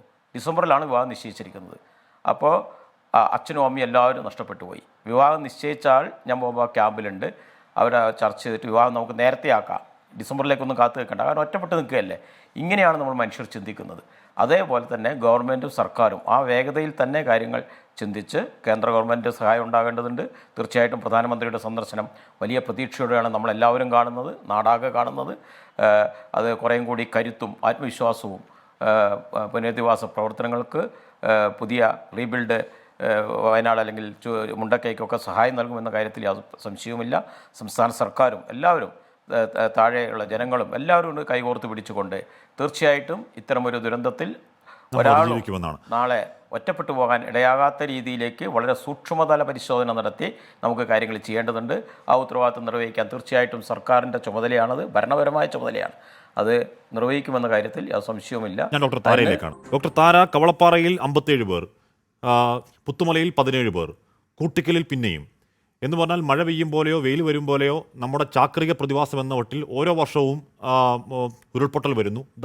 ഇത്തവണ വന്ന ഉരുൾപൊട്ടൽ 400 പേർ പോകുന്നു. ഇനി ഇത്തരത്തിൽ കൊടിയ വേദനകൾ, കുരുന്നു കുഞ്ഞുങ്ങളുടെ അടക്കം ശവങ്ങൾ കാണാനുള്ള കരുത്ത് കേരളത്തിലില്ല. ഡോക്ടർ താര, ഇപ്പോൾ ഇതിനുശേഷമുള്ള ഈ മേഖലയെ പുനരധിവസിക്കുന്നതിനൊപ്പം തന്നെ പ്രധാനമല്ലേ ഇനി ഒരു ഉരുൾപൊട്ടൽ ഉണ്ടാവില്ലെന്ന് പറയാൻ കഴിയില്ല, ഉണ്ടായാൽ തന്നെ മരണമുണ്ടാവരുത് എന്നുറപ്പിക്കാൻ നമുക്ക് കഴിയേണ്ടതല്ലേ? ഇപ്പോൾ കിട്ടുന്ന ഈ തുകയിൽ നടക്കം ആ പ്രിപ്പയർഡ്നെസ്സിന് കൂടി തുല്യ പ്രാധാന്യം നൽകേണ്ടതല്ലേ ഡോക്ടർ താര?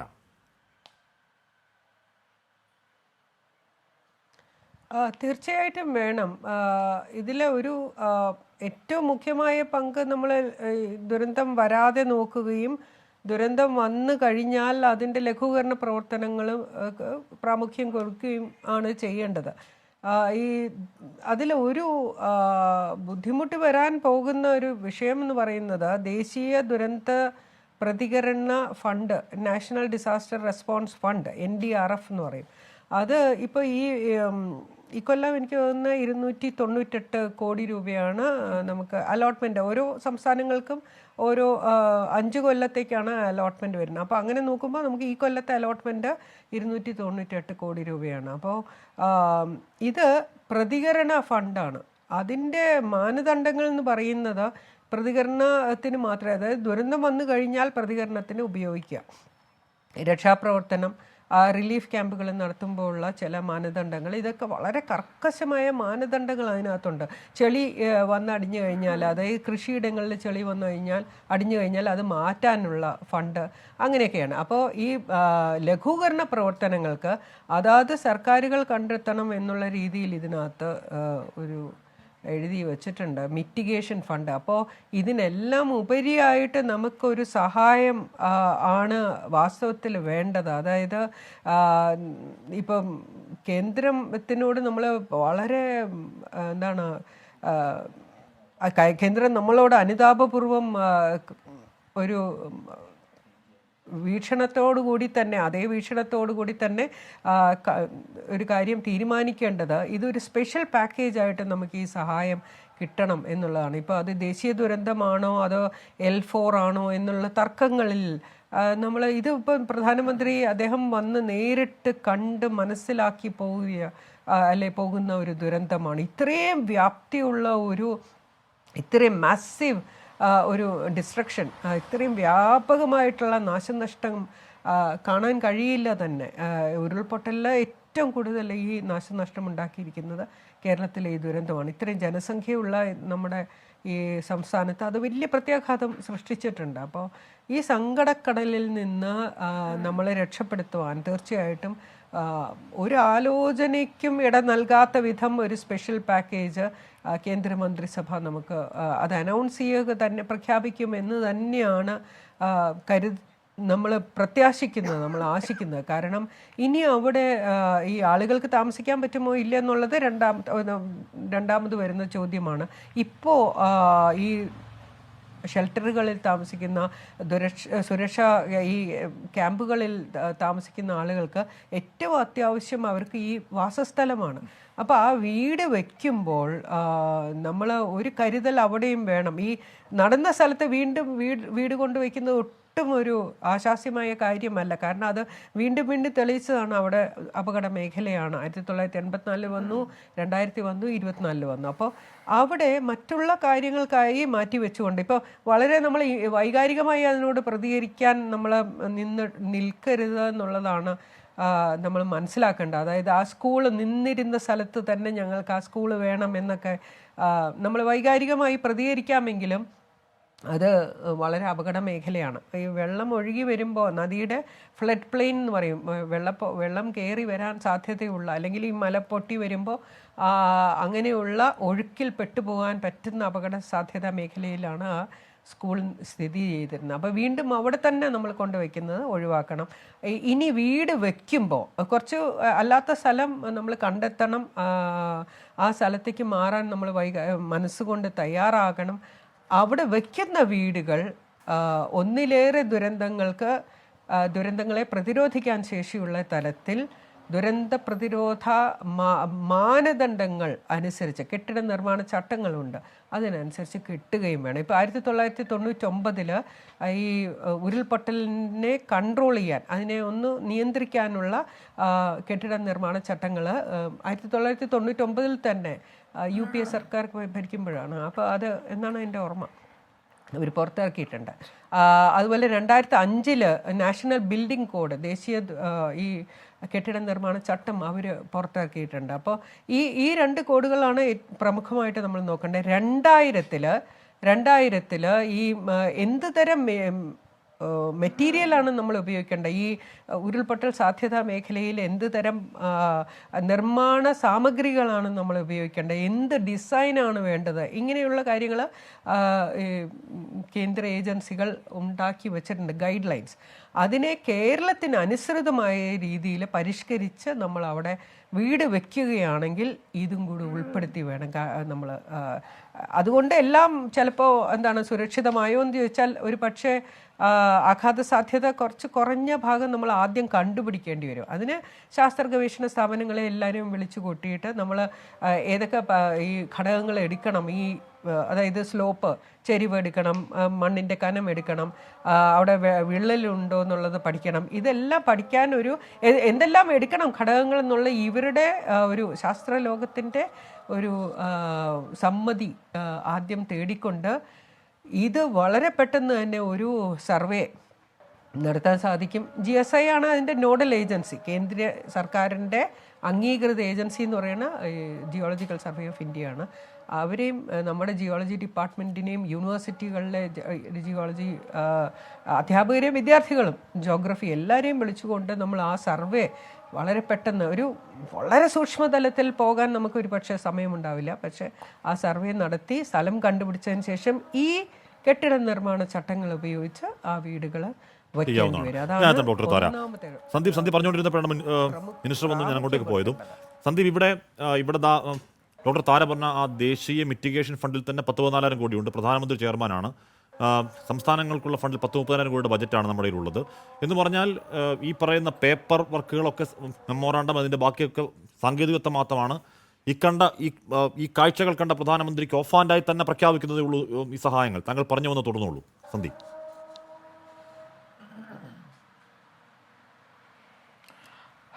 അശ്മി, ഇവിടെ നേരത്തെ സംസാരിച്ച മാഡം സൂചിപ്പിച്ചതുപോലെ ഈ വൈകാരികതയ്ക്കപ്പുറം കുറച്ചുകൂടി പ്രാഗ്മാറ്റിക് ആയിട്ടുള്ള ഒരു അപ്രോച്ചാണ് ഇക്കാര്യത്തിൽ വേണ്ടത് എന്നുള്ള കാര്യത്തിൽ സംശയമില്ല. പക്ഷേ ഇത്തരം സന്ദർഭങ്ങളിൽ സ്വാഭാവികമായിട്ട് മനുഷ്യൻ പലപ്പോഴും വൈകാരികമായി സംസാരിക്കും എന്നുള്ളത് ശരിയാണ്.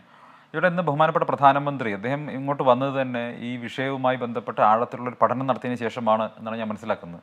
കാരണം അദ്ദേഹത്തിൻ്റെ കയ്യിൽ വളരെയധികം ഡേറ്റകൾ ഉണ്ടായിരുന്നു. അദ്ദേഹം ഇതിൻ്റെ വിദഗ്ധരുമായിട്ടൊക്കെ സംസാരിച്ചിരുന്നു. അപ്പം അദ്ദേഹം താല്പര്യപ്പെട്ടത് ഒരു നേരിട്ട് ഈ വിഷയത്തിൻ്റെ ഗൗരവം മനസ്സിലാക്കുക, ഇതിൻ്റെ ഒരു സ്റ്റോക്ക് എടുക്കുക എന്നാണ് അദ്ദേഹം ഉദ്ദേശിച്ചത്. അതിൻ്റെ അടിസ്ഥാനത്തിൽ അദ്ദേഹം വന്നു. നേരിട്ട് നമുക്കറിയാം മുണ്ടക്കൈയിലേക്ക് പോകുക എന്നുള്ളത് എത്രമാത്രം ദുഷ്കരമായിട്ടുള്ള സംഗതിയാണെന്ന് നമുക്കറിയാം. അദ്ദേഹം 1/2 കിലോമീറ്ററോളം അദ്ദേഹം അങ്ങോട്ട് നടന്നു. അത് പ്ലാനിലുണ്ടായിരുന്നില്ല, പക്ഷേ സ്പീച്ചിൽ പ്ലാനിലുണ്ടായിരുന്നില്ല. എന്നിട്ട് പോലും അദ്ദേഹം സമയമെടുത്തുകൊണ്ട് ഇതെല്ലാം കാണുകയും തകർന്ന വീടുകൾ കണ്ടു, അവിടെ അഭയാർത്ഥി ക്യാമ്പ്, അവിടെ ഈ ആളുകൾ താമസിക്കുന്ന ക്യാമ്പുകളിൽ പോയിട്ട് അദ്ദേഹം ഇരകളുമായി കണ്ടു, സംസാരിച്ചു, അവരെ ആശ്വസിപ്പിച്ചു. ഒപ്പം ആശുപത്രിയിൽ പോയി ദീർഘനേരം ഈ പരിക്കേറ്റ് കിടക്കുന്ന കുട്ടികളടക്കമുള്ളവരെ ചേർത്ത് നിർത്തി സമാധാനിപ്പിച്ചു. അതൊക്കെ വളരെ വലിയ ഒരു സന്ദേശമാണ് രാജ്യത്തിന് മുഴുവൻ കൊടുത്തിട്ടുള്ളത്. അതുകൊണ്ട് തന്നെ പ്രധാനമന്ത്രിയുടെ സന്ദർശനം അദ്ദേഹം ഈ കാര്യത്തിന് പ്രധാനമന്ത്രി സന്ദർശനം ഈ കാര്യത്തിന്റെ ഗൗരവം പൂർണ്ണമായി ഉൾക്കൊണ്ടിട്ടുണ്ട് എന്നുള്ളത് കളക്ടറേറ്റിൽ നടന്നിട്ടുള്ള യോഗത്തിൽ അതിനുശേഷം അദ്ദേഹം നടത്തിയിട്ടുള്ള പ്രതികരണം അത് സൂചിപ്പിക്കുന്നുണ്ട്. അദ്ദേഹം പറഞ്ഞത് വളരെ വിശദമായിട്ടുള്ളൊരു മെമ്മോറാണ്ടം ആവശ്യമുണ്ട്. ഓരോരോ മേഖലയിലും ഏതൊക്കെ സഹായങ്ങളാണ് ആവശ്യമുള്ളതെന്ന് സംബന്ധിച്ച് കൃത്യമായിട്ടുള്ള ഒരു റിപ്പോർട്ട് സമർപ്പിക്കാൻ വേണ്ടി അദ്ദേഹം മുഖ്യമന്ത്രിയോട് ആവശ്യപ്പെട്ടിട്ടുണ്ട്. അതനുസരിച്ചുള്ള റിപ്പോർട്ട് കിട്ടുന്ന സമയത്ത് ഇപ്പോൾ റോഡുകൾ തകർന്നിട്ടുണ്ടെങ്കിൽ അതിന് കേന്ദ്ര സർക്കാരിൻ്റെ സ്കീമുകളുമായി ബന്ധപ്പെടുത്താൻ സാധിക്കും. പ്രധാനമന്ത്രി ഗ്രാമീൺ സഡക് യോജനയുമായി ബന്ധപ്പെടുത്താൻ സാധിക്കും. ഒപ്പം വീടുകൾ തകർന്നിട്ടുണ്ടെങ്കിൽ അത്തരത്തിലുള്ള സ്കീമുകളുമായി ബന്ധപ്പെടുത്താൻ പറ്റും. അതുപോലെ തന്നെ അവിടുത്തെ യുവാക്കൾക്ക് തൊഴിൽ വേണമെങ്കിൽ സ്കിൽ ഡെവലപ്മെൻറ്റുമായി ബന്ധപ്പെട്ട സ്കീമുകളുണ്ട്. അതുപോലെ തന്നെ അവിടുത്തെ വൈദ്യുതി, വെള്ളം, ഇതുമായി ബന്ധപ്പെട്ട കേന്ദ്ര സർക്കാരിൻ്റെ എല്ലാ സ്കീമുകളുടെയും ഒരു എക്സ്റ്റൻഷൻ ഇവിടെ കൊടുക്കാൻ സാധിക്കും. മറ്റൊന്ന് നമ്മൾ മനസ്സിലാക്കേണ്ട കാര്യം, ഈ ദുരന്തമൊക്കെ ഉണ്ടാകുന്നതിന് എത്രയോ മുൻപ് തന്നെ രാജ്യത്ത് അതിപിന്നോക്കമായിട്ടുള്ള ജില്ലകളുടെ ആ ജില്ലകളെ മുന്നോട്ട് കൊണ്ടുവരാനുള്ള ഒരു പദ്ധതിയുണ്ട്. ആ പദ്ധതിയുടെ ഭാഗമായി കേരളത്തിന് തിരഞ്ഞെടുക്കപ്പെട്ട ഒരു ജില്ല അത് വയനാടാണ്. ആസ്പിറേഷണൽ ഡിസ്ട്രിക്ട് പദ്ധതിയുടെ ഭാഗമായിട്ട് വയനാട് ജില്ലയിൽ നിരവധിയായിട്ടുള്ള വികസന പ്രവർത്തനങ്ങൾ കേന്ദ്ര സർക്കാർ നടത്തിക്കൊണ്ടിരിക്കുന്നുണ്ട്. അപ്പം ഇത്തരത്തിൽ കേന്ദ്ര സർക്കാരിൻ്റെ സവിശേഷമായിട്ടുള്ള ശ്രദ്ധ പതിഞ്ഞിട്ടുള്ള ഒരു ജില്ല കൂടിയാണ് വയനാട്. പ്രധാനമന്ത്രിയുടെ ഒരു ഫ്ലാഗ്ഷിപ്പ് പ്രൊജക്റ്റാണ് ഈ ആസ്പിറേഷണൽ ഡിസ്ട്രിക്ട് പദ്ധതി. അതുകൊണ്ട് തന്നെ പ്രധാനമന്ത്രിക്ക് ഈ കാര്യത്തിൽ വളരെയധികം താല്പര്യമുണ്ട്. അദ്ദേഹം അത് നേരിട്ട് വന്നു, കണ്ടു, കണക്കുകളെടുത്തു, കാര്യങ്ങൾ മനസ്സിലാക്കിയിട്ടുണ്ട്. വളരെ പ്രായോഗികമായിട്ടുള്ള ഒരു പഠന റിപ്പോർട്ട്, കാര്യങ്ങൾ ആഴത്തിൽ പഠിച്ചിട്ടുള്ള റിപ്പോർട്ട്, ഓരോരോ വിഭാഗങ്ങളിലും എത്രയൊക്കെ നഷ്ടങ്ങളുണ്ട്, എങ്ങനെയാണ് റീഹാബിലിറ്റേഷൻ ഉദ്ദേശിക്കുന്നത്, ഈ സംബന്ധിച്ചൊരു റിപ്പോർട്ട് കൊടുക്കുന്ന മുറയ്ക്ക് പണം ഒരു തടസ്സമല്ല എന്ന് രാജ്യത്തിൻ്റെ പ്രധാനമന്ത്രിയാണ് പ്രസ്താവിച്ചിട്ടുള്ളത്. നമുക്കത് വിശ്വാസത്തിലെടുക്കണം. തീർച്ചയായിട്ടും ആ കണക്കുകൾ വളരെ കൃത്യമായിട്ടുള്ള, വളരെ ശാസ്ത്രീയമായിട്ടുള്ള പഠനങ്ങളുടെ അടിസ്ഥാനത്തിലുള്ള കണക്കുകളായിരിക്കണം. അത് സംബന്ധിച്ച് ദേശീയ തലത്തിൽ ഇത് പഠിക്കാനുള്ള വിവിധ സമിതികളുണ്ട്. ആ സമിതികളുടെ പഠനവും എല്ലാം സ്വാഭാവികമായിട്ട് ഇതിൽ വരും. സ്വാഭാവികമായിട്ടും കേരളത്തിന് വേണ്ട, അല്ലെങ്കിൽ വയനാടിന് വേണ്ട സഹായം കേന്ദ്രം പ്രഖ്യാപിക്കുമെന്നുള്ളതിൽ ഒരു സംശയവും വേണ്ട, തർക്കവും വേണ്ട. അദ്ദേഹം എന്ത് സഹായം ചെയ്യാനും തയ്യാറാണ് എന്ന് ഇന്ന് ശ്രീ സുരേഷ് ഗോപി, ബഹുമാനപ്പെട്ട കേന്ദ്രമന്ത്രി ശ്രീ സുരേഷ് ഗോപി തന്നെ പ്രസ്താവിച്ചിട്ടുണ്ട്. അതുകൊണ്ട് തന്നെ വളരെ പ്രതീക്ഷയോട് കൂടിയിട്ടാണ് ഞങ്ങൾ എല്ലാവരും ഈ സന്ദർശനത്തെ കാണുന്നത്. മറ്റൊന്ന്, സ്വാഭാവികമായിട്ട് ഇവിടെ ഹാഷ്മി സൂചിപ്പിച്ചതുപോലെ നമ്മളെല്ലാം ആ സ്ഥലങ്ങൾ സന്ദർശിച്ച ആളുകളാണ്. ഈ ചൂരൽമല എന്ന പ്രദേശം 60-ന് ശേഷം 4 or 5 തവണ ചൂരൽമലയിലും മുണ്ടക്കയിലും ഒക്കെ നിരവധിയായിട്ടുള്ള മണ്ണിടിച്ചിലുണ്ടായിട്ടുണ്ട്. അവിടെ 60കളിൽ നടന്നിട്ടുള്ള ഒരു മണ്ണിടിച്ചിലിൽ 2 പാടി പൂർണ്ണമായും ഒലിച്ചു പോയി അവിടുത്തെ മുഴുവൻ ആളുകളും കൊല്ലപ്പെട്ടിട്ടുണ്ട്. തുടർന്ന് പുത്തുമലയിൽ ഉണ്ടായിട്ടുണ്ട്, അതിന് മുൻപും ഉണ്ടായിട്ടുണ്ട്. മൊത്തം ഇപ്പോൾ 4-ലധികം മണ്ണിടിച്ചിലുകൾ ഉണ്ടായിട്ടുള്ള, ലാൻഡ് സ്ലൈഡ് ഉണ്ടായിട്ടുള്ള ഒരു ഏരിയയാണ് ഈ ചൂരൽമല, മുണ്ടക്കൈ എന്നൊക്കെ പറയുന്നത്. അപ്പോൾ സ്വാഭാവികമായിട്ടും ഇത്തരത്തിലുള്ള ലാൻഡ് സ്ലൈഡുകൾ ഉണ്ടാവാൻ എന്താണ് കാരണമായിട്ടുള്ളത്? അവിടെ ഉണ്ടായിരുന്ന അനധികൃതമായിട്ടുള്ള നിർമ്മാണങ്ങൾ എന്തൊക്കെയാണ്? ആ നിർമ്മാണങ്ങൾക്ക് പിന്നിൽ ആരൊക്കെ ഇതൊന്നും ഇപ്പോൾ ചർച്ച ചെയ്യേണ്ട സമയമല്ല. എങ്കിൽ പോലും വരും ദിവസങ്ങളിൽ അത്തരം കാര്യങ്ങൾ കൂടി ചർച്ച പോകേണ്ടതുണ്ട്. ചില സ്ഥാപിത താല്പര്യക്കാർ അവിടെ ഉണ്ടായിരുന്നോ? ഈ വിഷയങ്ങളൊക്കെ നമ്മൾ ചർച്ച ചെയ്യേണ്ടതും പരിശോധിക്കേണ്ടതുമുണ്ട്. മറ്റൊന്ന്, ഈ റീഹാബിലിറ്റേഷനുമായി ബന്ധപ്പെട്ട കാര്യമാണ്. ബഹുമാനപ്പെട്ട മന്ത്രി റിയാസുമായി ഇന്ന് രാവിലെ ഇക്കാര്യം ഞാനടക്കമുള്ള BJPയുടെ നേതാക്കൾ ദീർഘനേരം സംസാരിച്ചിരുന്നതാണ്. നേരത്തെ മന്ത്രിതല സമിതിയിലുള്ള മന്ത്രി രാജനുമായിട്ടും ഇക്കാര്യം സംസാരിച്ചിരുന്നു. വളരെ പ്രായോഗികമായിട്ടുള്ളൊരു അപ്രോച്ച് ഈ കാര്യത്തിൽ ആവശ്യമുണ്ട്. ഇപ്പം മാഡം വളരെ കൃത്യമായിട്ട് ചില കാര്യങ്ങൾ പറഞ്ഞു. നമ്മൾ ചില ദുർവാശികൾ ആ കാര്യത്തിൽ കാണിക്കേണ്ടതില്ല. ഇതേ സ്ഥലത്ത് തന്നെ വേണം എന്നൊക്കെ പറയുന്ന സമയത്ത് പ്രായോഗികമായിട്ടുള്ള ബുദ്ധിമുട്ടുകളുണ്ട്. വീണ്ടും മണ്ണിച്ചിട്ട് വരാൻ സാധ്യതയുണ്ട്. അപ്പോൾ ഗവൺമെന്റിന് ഈ പൂർണ്ണമായിട്ടും ഈ ഗ്രാമങ്ങളെ പുനഃസൃഷ്ടിക്കുക, മറ്റൊരു സ്ഥലത്ത് പുനഃസൃഷ്ടിക്കുക എന്ന് പറയുമ്പോൾ ലാൻഡ് അക്വിസിഷൻ ഉൾപ്പെടെയുള്ള പ്രശ്നങ്ങളുണ്ട്. പക്ഷേ ഇവിടുത്തെ യഥാർത്ഥ പ്രശ്നം എന്ന് പറയുന്നത് ഇപ്പോൾ ക്യാമ്പുകളിൽ കഴിയുന്ന ആളുകൾക്ക് എത്രയും പെട്ടെന്ന് റീഹാബിലിറ്റേഷൻ നടപ്പാക്കുക എന്നുള്ളതാണ്. അപ്പോൾ ഒരേ സ്ഥലത്ത് തന്നെ ഇതെല്ലാം പുനഃസൃഷ്ടിക്കണമെന്ന് പറയുമ്പോൾ അത് വലിയ തരത്തിൽ ലാൻഡ് അക്വിസിഷൻ ഉൾപ്പെടെയുള്ള കാര്യങ്ങളിൽ ഡിലേ വരാനും ഇവരുടെ പുനരധിവാസം തടസ്സപ്പെടാനുള്ള സാധ്യത കൂടി നമ്മൾ കണക്കിലെടുക്കണം. അതുകൊണ്ട് തന്നെ വളരെ പ്രാഗ്മാറ്റിക് ആയിട്ടുള്ള ഒരു അപ്രോച്ച് കാര്യത്തിൽ വേണം. വളരെ പെട്ടെന്ന് തന്നെ ഈ പുനരധിവാസം നടപ്പിലാക്കണം. നേരത്തെ ഈ ചർച്ചയ്ക്കിടയിൽ സംസാരിച്ച ആ വ്യക്തി, അദ്ദേഹത്തിന് കഴിഞ്ഞ ലാൻഡ് സ്ലൈഡിൽ സംഭവിച്ചിട്ടുള്ള നഷ്ടത്തെക്കുറിച്ച് സംസാരിച്ചല്ലോ. അവിടെ വാടക കൊടുക്കുമെന്ന് പറഞ്ഞുകൊണ്ട് സർക്കാർ അവരെ താമസിപ്പിക്കുകയും അതിനുശേഷം വാടക കൊടുക്കാതിരിക്കുകയും അദ്ദേഹത്തിന് വീട്ടിൽ നിന്ന് വാടക വീട്ടിൽ നിന്ന് പുറത്താക്കുന്ന സാഹചര്യം ഉണ്ടായി എന്ന് ഇപ്പൊ 24 ചാനൽ തന്നെ പറഞ്ഞിരിക്കുകയാണ്. ഇത് നമുക്ക് നേരിട്ട് അറിയാവുന്ന കാര്യമാണ്. ഏറെക്കാലം ഇവരെ പല ആളുകളും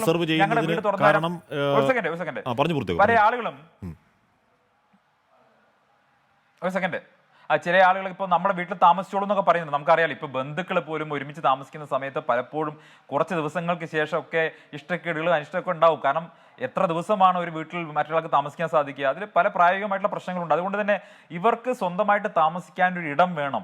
ആ ഇടം ഒരുക്കി കൊടുക്കണം. വളരെ അടിയന്തരമായിട്ട് താൽക്കാലികമായിട്ടൊരു ഇടം ഒരുക്കി കൊടുക്കണം. ഒപ്പം പുനരധിവാസത്തിന് വേണ്ടി ഈ വാശി പിടിക്കാതെ പ്രായോഗികമായിട്ടുള്ള ഒരു അപ്രോച്ചോടുകൂടി ഇവരെ മുഴുവൻ കഴിയുന്നത്ര സ്ഥലങ്ങളിൽ പെട്ടെന്ന് തന്നെ വീടുകൾ ഉണ്ടാക്കി നിരവധി ഏജൻസികളെ സഹായത്തോടുകൂടി ഗവൺമെന്റ് തന്നെ എല്ലാം ചെയ്യണമെന്ന് വാശി പിടിക്കരുത്. ഇവിടെ ഇതിന്റെ വിവിധ സ്റ്റേക്ക് ഹോൾഡേഴ്സിനെ വിശ്വാസത്തിലെടുക്കണം. സ്വകാര്യ ഏജൻസികളെ വിശ്വാസത്തിലെടുക്കണം. NGOകളെ വിശ്വാസത്തിലെടുക്കണം. രാഷ്ട്രീയ പാർട്ടികളെ, പൊതുപ്രവർത്തകരെ വിശ്വാസത്തിലെടുത്തുകൊണ്ട് പ്രായോഗികമായിട്ടുള്ള ഒരു അപ്രോച്ച് ഗവൺമെന്റും പുലർത്തണം. ഇതെല്ലാം ഞങ്ങളുടെ കയ്യിലൂടെ തന്നെ നടക്കണം എന്നൊരു വാശി ഗവൺമെന്റിന്റെ ഭാഗത്തുനിന്നും ഉണ്ടാകരുത്. അതുകൊണ്ട് തന്നെ എല്ലാ സ്റ്റേക്ക് ഹോൾഡേഴ്സിനെയും ഒരുമിപ്പിച്ച് കൊണ്ടുപോകാൻ സംസ്ഥാന സർക്കാർ ശ്രമിക്കണം. ഈ ദുരന്തത്തിനെ ഏത് രീതിയിൽ ഉൾപ്പെടുത്തണം എന്ന് സംബന്ധിച്ചൊക്കെ അതുമായി ബന്ധപ്പെട്ട വിദഗ്ധരാണ് ഇത്തരത്തിലുള്ള ചർച്ചകൾ നടത്തേണ്ടത്. നമ്മുടെ രാജ്യത്ത് നിയതമായിട്ടുള്ള ചില നിയമങ്ങളുണ്ട്. ആ നിയമത്തിന്റെ അടിസ്ഥാനത്തിൽ ഏത് വ്യാപ്തിയിലുള്ള ദുരന്തമാണ്, പരിശോധിക്കട്ടെ. സാങ്കേതിക എന്താണെങ്കിലും വെൽത്തറിയാണെങ്കിലും വെൽഫോർ ആണെങ്കിലും ദേശീയ ദുരന്തമാണെങ്കിലും നമുക്ക് ഫണ്ട് കിട്ടുമെന്നാണ്. ഇപ്പോൾ ക്രിട്ടിക്കൽ ക്വസ്റ്റ്യൻസ് ഉണ്ട്. പക്ഷേ അതിപ്പോൾ തൽക്കാലം റിസർവ് ചെയ്യുന്നതിന് കാരണം ഇപ്പോൾ വിമർശനത്തിൻ്റെ സമയമല്ല, ഇത് വിലാപത്തിൻ്റെ സമയമാണ്. അപ്പോൾ അവിടെ രാഷ്ട്രീയ വിമർശനങ്ങളുടെ സമയവുമല്ല. നമ്മൾ ഉന്നയിക്കും ഒരാഴ്ച, ഒരു മാസമൊക്കെ കഴിയട്ടെ. നമ്മൾ കണിശമായി രൂക്ഷമായി ചോദിക്കാനുള്ള ചോദ്യങ്ങളും വാക്കുകളൊക്കെ ഉണ്ട്. ഷിനൂറുദ്ദീൻ ഇവിടെ ഡോക്ടർ താരയും തുടർന്ന് സന്ദീപ് വാര്യരും പറയുന്നത് ഇപ്പോൾ ഷിനൂറുദ്ദീൻ അത് വാശിയാണെന്ന് ഞാൻ കരുതുന്നില്ല. നൂറുദ്ദീൻ അത് എന്ന് പറഞ്ഞാൽ ഒരു മേഖല മൊത്തം പകുതിയോളം ഇല്ലാതായിപ്പോയി. ആ മേഖലയിൽ പകുതി മനുഷ്യർ ഇല്ലാതായിപ്പോയി. ബാക്കിയുള്ള മനുഷ്യർ ഈ പറയുന്ന പ്രിയപ്പെട്ടവർ വിട്ടുപോകുന്നതിൻ്റെ തീരാനോവ്, ബാക്കി എന്തു കൊടുത്താലും അച്ഛനും അമ്മയും മക്കളും മരിച്ച വേദന മാറില്ല നൂറുദ്ദീൻ. അപ്പോൾ ആ തീരാനോവിൽ നിൽക്കുന്ന ആ ഒരു പാവം ജനത അതൊരുമിച്ച് നിൽക്കണം എന്ന് ആഗ്രഹിക്കുന്നതാണ്. അത് വാശിയെന്ന് ഞാൻ പറയില്ല. പക്ഷേ അതിൻ്റെ പ്രാക്ടിക്കൽ പ്രശ്നം പറയുകയായിരുന്നു KG താരയും തുടർന്ന് സന്ദീപും. അത് നിങ്ങൾ ഉൾക്കൊള്ളുന്നുണ്ടോ ശ്രീ നൂറുദ്ദീൻ?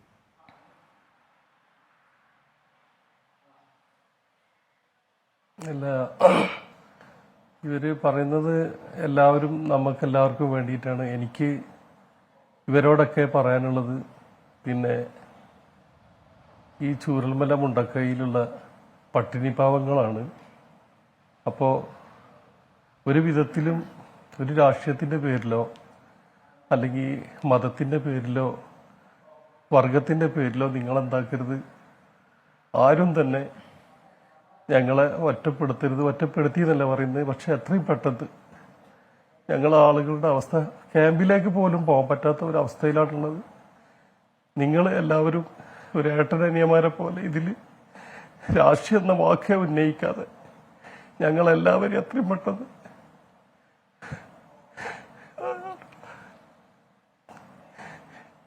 വല്ലാത്തൊരവസ്ഥയിലാണ്. ഒരു വാക്കുകൊണ്ട് പോലും ഞങ്ങൾ ആളുകളെ നിങ്ങളാരും വേദനിപ്പിക്കരുത്. എത്രയും പെട്ടെന്ന് ഞങ്ങളെ വാടക വീട്ടിലും കിടക്കാനുള്ള ചെറിയൊരു റൂമും ഇതൊക്കെ ചെയ്ത് എത്രയും പെട്ടെന്ന് നിങ്ങളെല്ലാവരും, ഇന്നിപ്പോൾ പ്രധാനമന്ത്രി വന്നു, നമ്മുടെ മുഖ്യമന്ത്രി വന്ന് എല്ലാവരുടെ സഹായം ഉണ്ടായിട്ട്, പക്ഷെ ഒരു വിധത്തിൽ ഒരു വാക്കുകൊണ്ട് പോലും നിങ്ങളാരും ഞങ്ങളെ ആളുകളെ തർക്കിച്ചുകൊണ്ട് നിങ്ങളാരും ഒരു ഇതുണ്ടാക്കരുത്. എനിക്ക് ഈ വേദിയിൽ പറയാണ്, ക്യാമ്പിലേക്കൊന്നും പോകാൻ പറ്റാത്തൊരവസ്ഥയിലാണ് സാറേ ഞാൻ. ഈ 10 ദിവസമായി ശരിക്കും ഉറങ്ങിയിട്ട്. അപ്പോൾ എത്രയും പെട്ടെന്ന് ഒരു വാക്കുകൊണ്ട് പോലും ഞങ്ങൾ ആരും വേദനിപ്പിക്കാതെ എല്ലാവരും ഒരുമിച്ച് എവിടെയെങ്കിലും സ്ഥലത്ത് സന്തോഷമായിട്ട് നിൽക്കാനുള്ളൊരു അവസരം ഉണ്ടാക്കിയിട്ടില്ല. എനിക്കതാണ് പറയാനുള്ളത്. നമ്മൾ ഏറ്റവും കൂടുതൽ ചർച്ചയ്ക്ക് കാണുമ്പോഴും ഒറ്റയ്ക്കാക്കല്ലേ എന്ന് അറിയുന്നു നൂറുദ്ദീൻ. ഒറ്റയ്ക്കാക്കില്ല, ഇത് വാക്കാണ്. ഒറ്റയ്ക്കാക്കലെന്ന് പറഞ്ഞാൽ ഇനി ഇതിലും വലിയ എത്ര വാർത്ത വന്നാലും നിങ്ങളുടെ പിന്നാലെയുണ്ട്. നിങ്ങൾക്ക് ഈ പറയുന്ന കാര്യങ്ങൾ കിട്ടുന്നുണ്ടോ? അല്ലാതെ ഈ വാർത്തയുടെ ചൂട് മാറുമ്പോഴേക്കും ആരുമാരും നിങ്ങളെ വിട്ടു പോവില്ല. നിങ്ങളെ കെട്ടിപ്പിടിച്ച് ചേർത്ത് നിർത്തി കൂടെ തന്നെ എല്ലാ കാലവും ഉണ്ടാവും. നിങ്ങൾക്ക് കിട്ടാനുള്ള വീട്, നിങ്ങളുടെ ജീവിതം പഴയതുപോലെ ആകും വരെ കൂടെയുണ്ട്. വാക്കാണ്. എല്ലാവരും വല്ലാത്തൊരവസ്ഥയാണ് സാർ. അതുകൊണ്ടാണ് 10 ദിവസമായി ശരിക്കും ഉറങ്ങിയിട്ട്. അതുകൊണ്ട് ഞങ്ങളെ രക്ഷിക്കാനുള്ള വഴികൾ നിങ്ങളല്ല. എനിക്ക് അത് മാത്രമേ പറയാനുള്ളൂ. നിങ്ങൾ സന്ദീപ് വാര്യർ, നമ്മളെ ചർച്ചയിലിരിക്കുന്ന ശശിയേട്ടന്, അതുപോലെ നമ്മുടെ മേഡം, എല്ലാവരും ഞങ്ങളെ വേദനയിൽ നിന്ന് എത്രയും പെട്ടെന്ന് ഞങ്ങളെ മാറ്റി നിർത്തി തരണം. അത്ര എനിക്ക് പറയാനുള്ളത്. ട്രിവാലി റിസോർട്ടിൽ നമ്മൾ ആദ്യം ഫോൺ വിളിക്കുന്നത് നൂറുദ്ദീനെയാണ്. അന്ന് ട്രിവാലി റിസോർട്ടിലാണ് ആ ദുരന്തബാധിതർക്ക് അന്ന് ആ സമയത്ത് ഇതേപോലെ തന്നെ സംസാരിച്ച ആളാണ് നൂറുദ്ദീൻ. എപ്പോൾ കാണുമ്പോഴും വിങ്ങുന്ന ഹൃദയത്തോടെ മാത്രമേ നൂറുദ്ദീന് സംസാരിക്കാൻ കഴിയൂ. എന്ന് പറഞ്ഞാൽ അവിടെ പോകുന്ന ആർക്കും ഇതേ സംസാരിക്കാൻ കഴിയും. ഒരു മേപ്പാടി ദുരിതാശ്വാസ ക്യാമ്പിൽ പോയി. ദുരിതാശ്വാസ ക്യാമ്പിൽ പോയപ്പോഴേക്ക് ഒരു ചേച്ചി ഒന്നുകൂടി ഒന്ന് കെട്ടിപ്പിടിച്ചു. ചേച്ചി പറയുകയാണ്, ഹാഷ്മിയെ കാണണമെന്ന് ഒരുപാട് നാളെ ആഗ്രഹിച്ചു, പക്ഷേ ഈ ദുരന്തഭൂമിയിലായിപ്പോയല്ലോ ഈ കൂടിക്കാഴ്ച. അങ്ങനെ അവിടെ പോയി നിന്ന ഏത് മനുഷ്യനും ദീർഘകാലത്തേക്ക് ഉറക്കത്തിൽ ഞെട്ടിയുണരാൻ പാകത്തിന്, അല്ലെങ്കിൽ മൂക്കിൽ പറയുന്നത് ശരിയാണെന്നല്ല, ആ ദുരന്തഭൂമിയിൽ നിന്ന് വിട്ടുവന്നാലും മൂക്കിൽ മാറാത്ത ശവഗന്ധം എന്ന് പറയേണ്ടി വരും. അത്രത്തോളം അങ്ങേയറ്റം പതറ്റിക്കായ, അങ്ങേയറ്റം ദയനീയമായ, അങ്ങേയറ്റം വേദന ഉണർത്തുന്ന കാഴ്ച സഞ്ചയമാണ് ആ മേഖല. നൂറുദ്ദീൻ കരയുന്നതിൽ അദ്ദേഹത്തെ ഒട്ടുമേ പഴിക്കാൻ കഴിയില്ല. ആ മനുഷ്യർക്ക് നടുവിൽ നിൽക്കുന്ന ആളാണ്. കെ ശശീന്ദ്രൻ, ഇവിടെ നേരത്തെ രാജു പി നായർ പറഞ്ഞതിൻ്റെ തുടർച്ചയാണ്. ഇവിടെ 2015 മുതൽ ഉരുൾപൊട്ടലിൻ്റെ കണക്കെടുത്താൽ രാജ്യത്തുണ്ടായ 65% ഉരുൾപൊട്ടൽ നമ്മുടെ നാട്ടിലാണ്. അത് 3 ജില്ലകളിൽ, പത്തനംതിട്ട, വയനാട്, ഇടുക്കി എന്നീ പറഞ്ഞ ജില്ലകളിൽ സമാനതകളില്ലാത്ത ദുരന്തമാണ്. അപ്പോൾ നമ്മൾ ഈ ദൈവത്തിൻ്റെ സ്വന്തം നാടെന്ന് കാൽപ്പനികമായി പറയാമെങ്കിലും അങ്ങേയറ്റം റിസ്ക് പ്രോൺ സ്റ്റേറ്റായി നമ്മൾ മാറുകയാണ്. ഈ പറയുന്ന മലകൾക്കടിയിൽ ഇപ്പോൾ ചങ്കിടിച്ച് കഴിയേണ്ടി വരുന്ന 100 മനുഷ്യരുള്ള നാടാണ്. സമഗ്രമായി കേരളത്തിൻ്റെ മുന്നോട്ടേക്കുള്ള പോക്കിൽ ഉണ്ടാവാനിടയുള്ള പ്രകൃതി ദുരന്തങ്ങൾ അത്രയും മുന്നിൽ കണ്ടുള്ള ഒരു സമഗ്രമായ പ്ലാൻ ഇനിയും വൈകിക്കൂടാ. കെ ശശീന്ദ്രൻ.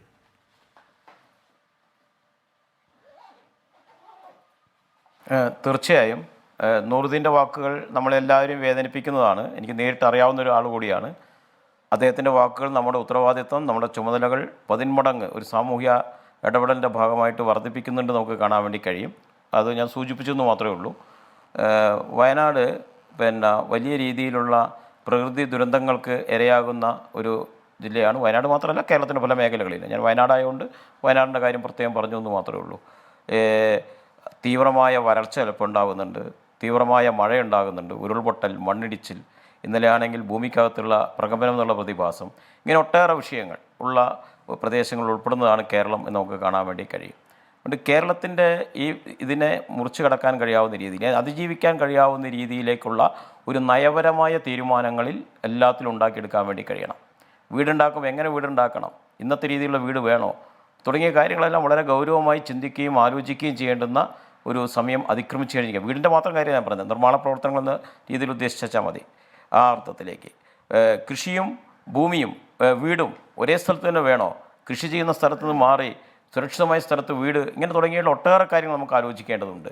ഒരു പുതിയ നയപരമായ തീരുമാനങ്ങൾ നമുക്ക് ആ കാര്യത്തിൽ എടുക്കേണ്ടതുണ്ട്. ഒട്ടേറെ പഠനങ്ങളും കാര്യങ്ങളെല്ലാം ഉണ്ടെങ്കിലും അതൊന്നും വേണ്ടത്ര ഗൗരവത്തിൽ പരിഗണിച്ചിട്ടുണ്ടോ എന്നത് നമ്മളെല്ലാവരും ആത്മവിശ്വാസം നടത്തേണ്ടതാണ്, പലവിധ ഘടകങ്ങളുടെ ഭാഗമായിട്ട് എല്ലാവരും. തീർച്ചയായിട്ടും ഞാൻ ഈ വെള്ളാർമലയുമായി ബന്ധപ്പെട്ടുകൊണ്ട് അനുഭവം ഞാൻ പറയാം. 84 ഇതുപോലെ അവിടെ ഉണ്ടായതാണ്. അതിനു മുമ്പ് നേരത്തെ ശ്രീ സന്ദീപ് വാര്യരോട് സൂചിപ്പിച്ച പോലെ ചെമ്പ്ര മേഖലയിൽ 60കളിൽ പാടി ഉൾപ്പെടെ പോയതാണ്. ഞങ്ങളൊക്കെ ഓർമ്മ വെച്ച കാലത്ത് 4ാമത്തെ ദുരന്തമാണത്. 84 എന്ന് പറഞ്ഞാൽ വിദ്യാർത്ഥി രംഗത്ത് പ്രവർത്തിക്കുന്ന ഒരു കാലഘട്ടമാണ്. അന്ന് അവിടെ ഉണ്ടായതാണ്. അതുപോലെ തന്നെ പിന്നീട് 2018 19 20 ഇപ്പോൾ 24 അങ്ങനെ വലിയ രീതിയിൽ ഉണ്ടാവുകയാണ്.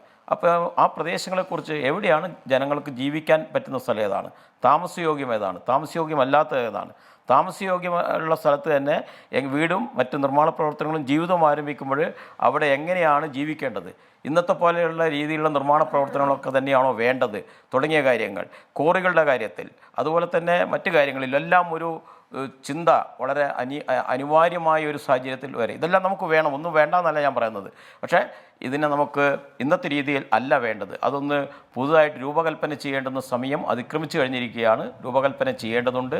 അതിന് അടിയന്തരമായിട്ട് നമുക്ക് ഇടപെടേണ്ടതുണ്ട്. പുതിയ പുനരധിവാസത്തിൽ ഈ ആളുകളുടെ താമസം മാത്രമല്ല ഉൾപ്പെടുത്തേണ്ടത്. മുണ്ടക്കൈ ചൂരൽമല പ്രദേശത്ത് ദുരന്തത്തിൽ ഇടപെട്ടു പോയി ജീവിച്ചിരിക്കുന്നവരുടെ പുനരധിവാസം മാത്രമല്ല, രാജ്യത്തിൻ്റെ നാടിൻ്റെ പുനരധിവാസമായിട്ട് നമുക്കതിനെ കാണാൻ വേണ്ടി കഴിയണം.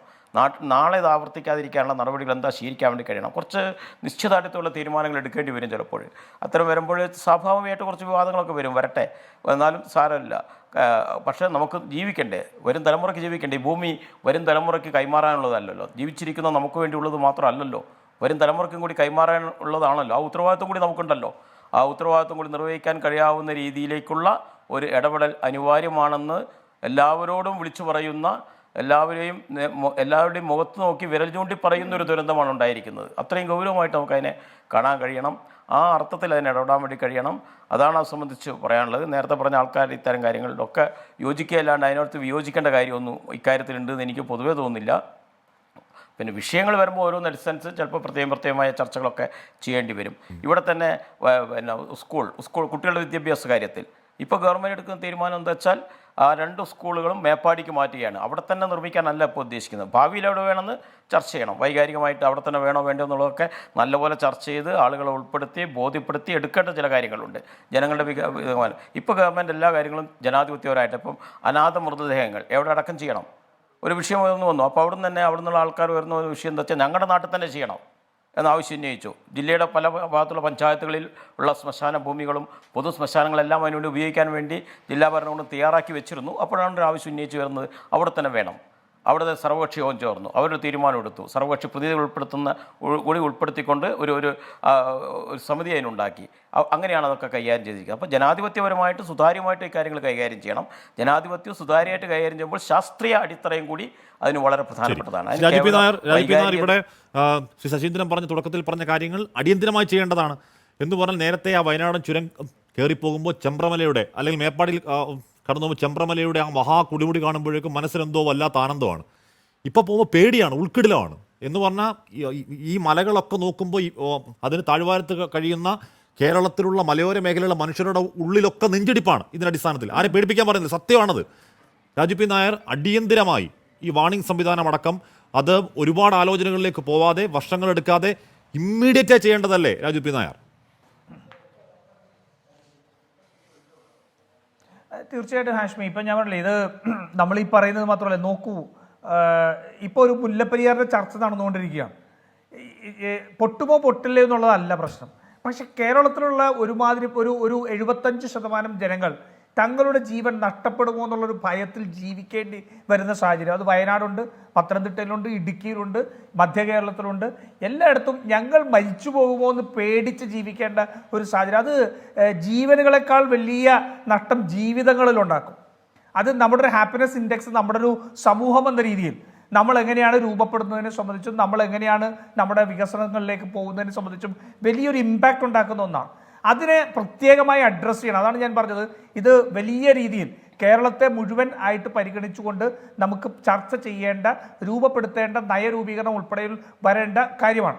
രണ്ടാമതൊരു കാര്യം എനിക്ക് സൂചിപ്പിക്കാനുള്ള, ശ്രീ സന്ദീപ് വാര്യരോട് സൂചിപ്പിച്ചപ്പോൾ നമ്മുടെ PMGSY അതുപോലെ തന്നെ സ്കിൽ ഇന്ത്യക്കുമായിട്ടൊക്കെ ഇതൊക്കെ ഇൻ്റഗ്രേറ്റ് ചെയ്യുന്ന ഒരു കാര്യം പറഞ്ഞു. അതല്ല നമുക്കിപ്പോൾ ആവശ്യം. നമുക്കാവശ്യം ഇതിനെ പ്രത്യേകമായി പരിഗണിച്ചുകൊണ്ടുള്ള സമഗ്രമായ പാക്കേജാണ്. മറ്റ് പ്രോജക്റ്റുകളിലേക്ക് നമ്മൾ ഇൻ്റഗ്രേറ്റ് ചെയ്യുമ്പോൾ അതിന് പല നൂലാമാലകളുണ്ട്. എല്ലാം നഷ്ടപ്പെട്ട് തിരിച്ചറിയാൻ രേഖകൾ പോലും ഇല്ലാതെ മരിച്ചവർ വെറും നമ്പറുകളായി മാറിയ ഒരു നാടാണ്. അവിടെ നമ്മൾ മറ്റുള്ള പദ്ധതിയിലേക്കുള്ള ഇൻ്റഗ്രേഷൻ പോയി കഴിഞ്ഞാൽ വലിയ കാലതാമസം ഉണ്ടാക്കും. അത് ഉദ്യോഗസ്ഥലത്തിൽ കാലതാമസം ഉണ്ടാക്കും. അതുണ്ടാകാൻ പാടില്ല. അതുണ്ടാകാതെ ഒരു പ്രത്യേക പാക്കേജ് തന്നെ ഇതിനകത്ത് ആവശ്യമാണ്. പിന്നെ ഒന്ന് സൂചിപ്പിച്ചതാണ് ഇവിടെ വാശിയെ സംബന്ധിച്ച്. ഹാഷ്മി, അത് വാശിയല്ല. ഒന്ന് നോക്കൂ, നമ്മൾ ഒരു ജീവിതം എന്ന് പറയുന്നത് അവരുടെ നമുക്കൊരു ഇക്കോസിസ്റ്റം ഉണ്ട്. അതാണ് നമുക്ക് തരുന്ന സംരക്ഷണം. ആ ഇക്കോസിസ്റ്റത്തിനകത്തു നിന്നുകൊണ്ടാണ് നമ്മുടെ ജീവിതങ്ങളെല്ലാം കെട്ടിപ്പടുക്കുന്നത്. ചിലപ്പോൾ കച്ചവടമാവാം, ചിലപ്പോൾ ജോലിയാവാം, ചിലപ്പോൾ കൃഷിയാവാം, അങ്ങനെ പല കാര്യങ്ങളുണ്ട്. അങ്ങനെ ഒരു ഇക്കോസിസ്റ്റത്തിലാണ് മനുഷ്യൻ ജീവിക്കുന്നത്. ആ ഇക്കോസിസ്റ്റം വിട്ട് മറ്റൊരിടത്തേക്ക് പോകേണ്ടി വരുന്നു എന്ന് പറയുമ്പോൾ അവരുടെ മനസ്സിൽ ആശങ്കകളുണ്ട്. ആ ആശങ്കകളെ നമ്മൾ അഡ്രസ് ചെയ്യണം. അതാണ് സമയം പൂർണ്ണമായി. ക്ഷമിക്കണം, എനിക്ക് അതിനൊരു ഒരാളുടെ വാക്ക് ജസ്റ്റ് ഒന്ന് കേൾപ്പിക്കാനുണ്ട്. അരുൺ, ഈ ദുരന്തത്തിന്റെ ഒരുപക്ഷെ ഉയർപ്പിന്റെ പ്രതീകമായ അരുൺ ഇന്ന് നമ്മൾ അലക്സ് റാം മോഹനോട് പറഞ്ഞ് ജസ്റ്റ് ഒന്ന് കേൾക്കാവും. അന്നൊരു 2 മണിയോടെ സംഭവം പൊട്ടി ഞാനാകെ ലോക്കായി പോയി. എന്നെ രക്ഷിക്കാൻ വേണ്ടി ആൾക്കാർ വിളിക്കാൻ പോയത് അമ്മ. ആ സമയത്തായിരുന്നു അടുത്ത പൊട്ടൽ. അതോടുകൂടി എന്നെയും കൊണ്ട് പോയി ഏതൊരു കുഴിയിലാണ്, മുണ്ടക്കയിലായിരുന്നു. ബോധം വരുന്ന സമയത്ത് കണ്ണു തുറക്കാൻ പറ്റുന്നില്ല. അപ്പോൾ മനസ്സിലായി കുഴീൻ്റെ ഉള്ളിലാണ്. എന്തോ ഭാഗ്യത്തിന് ശ്വാസം എടുക്കാൻ പറ്റി.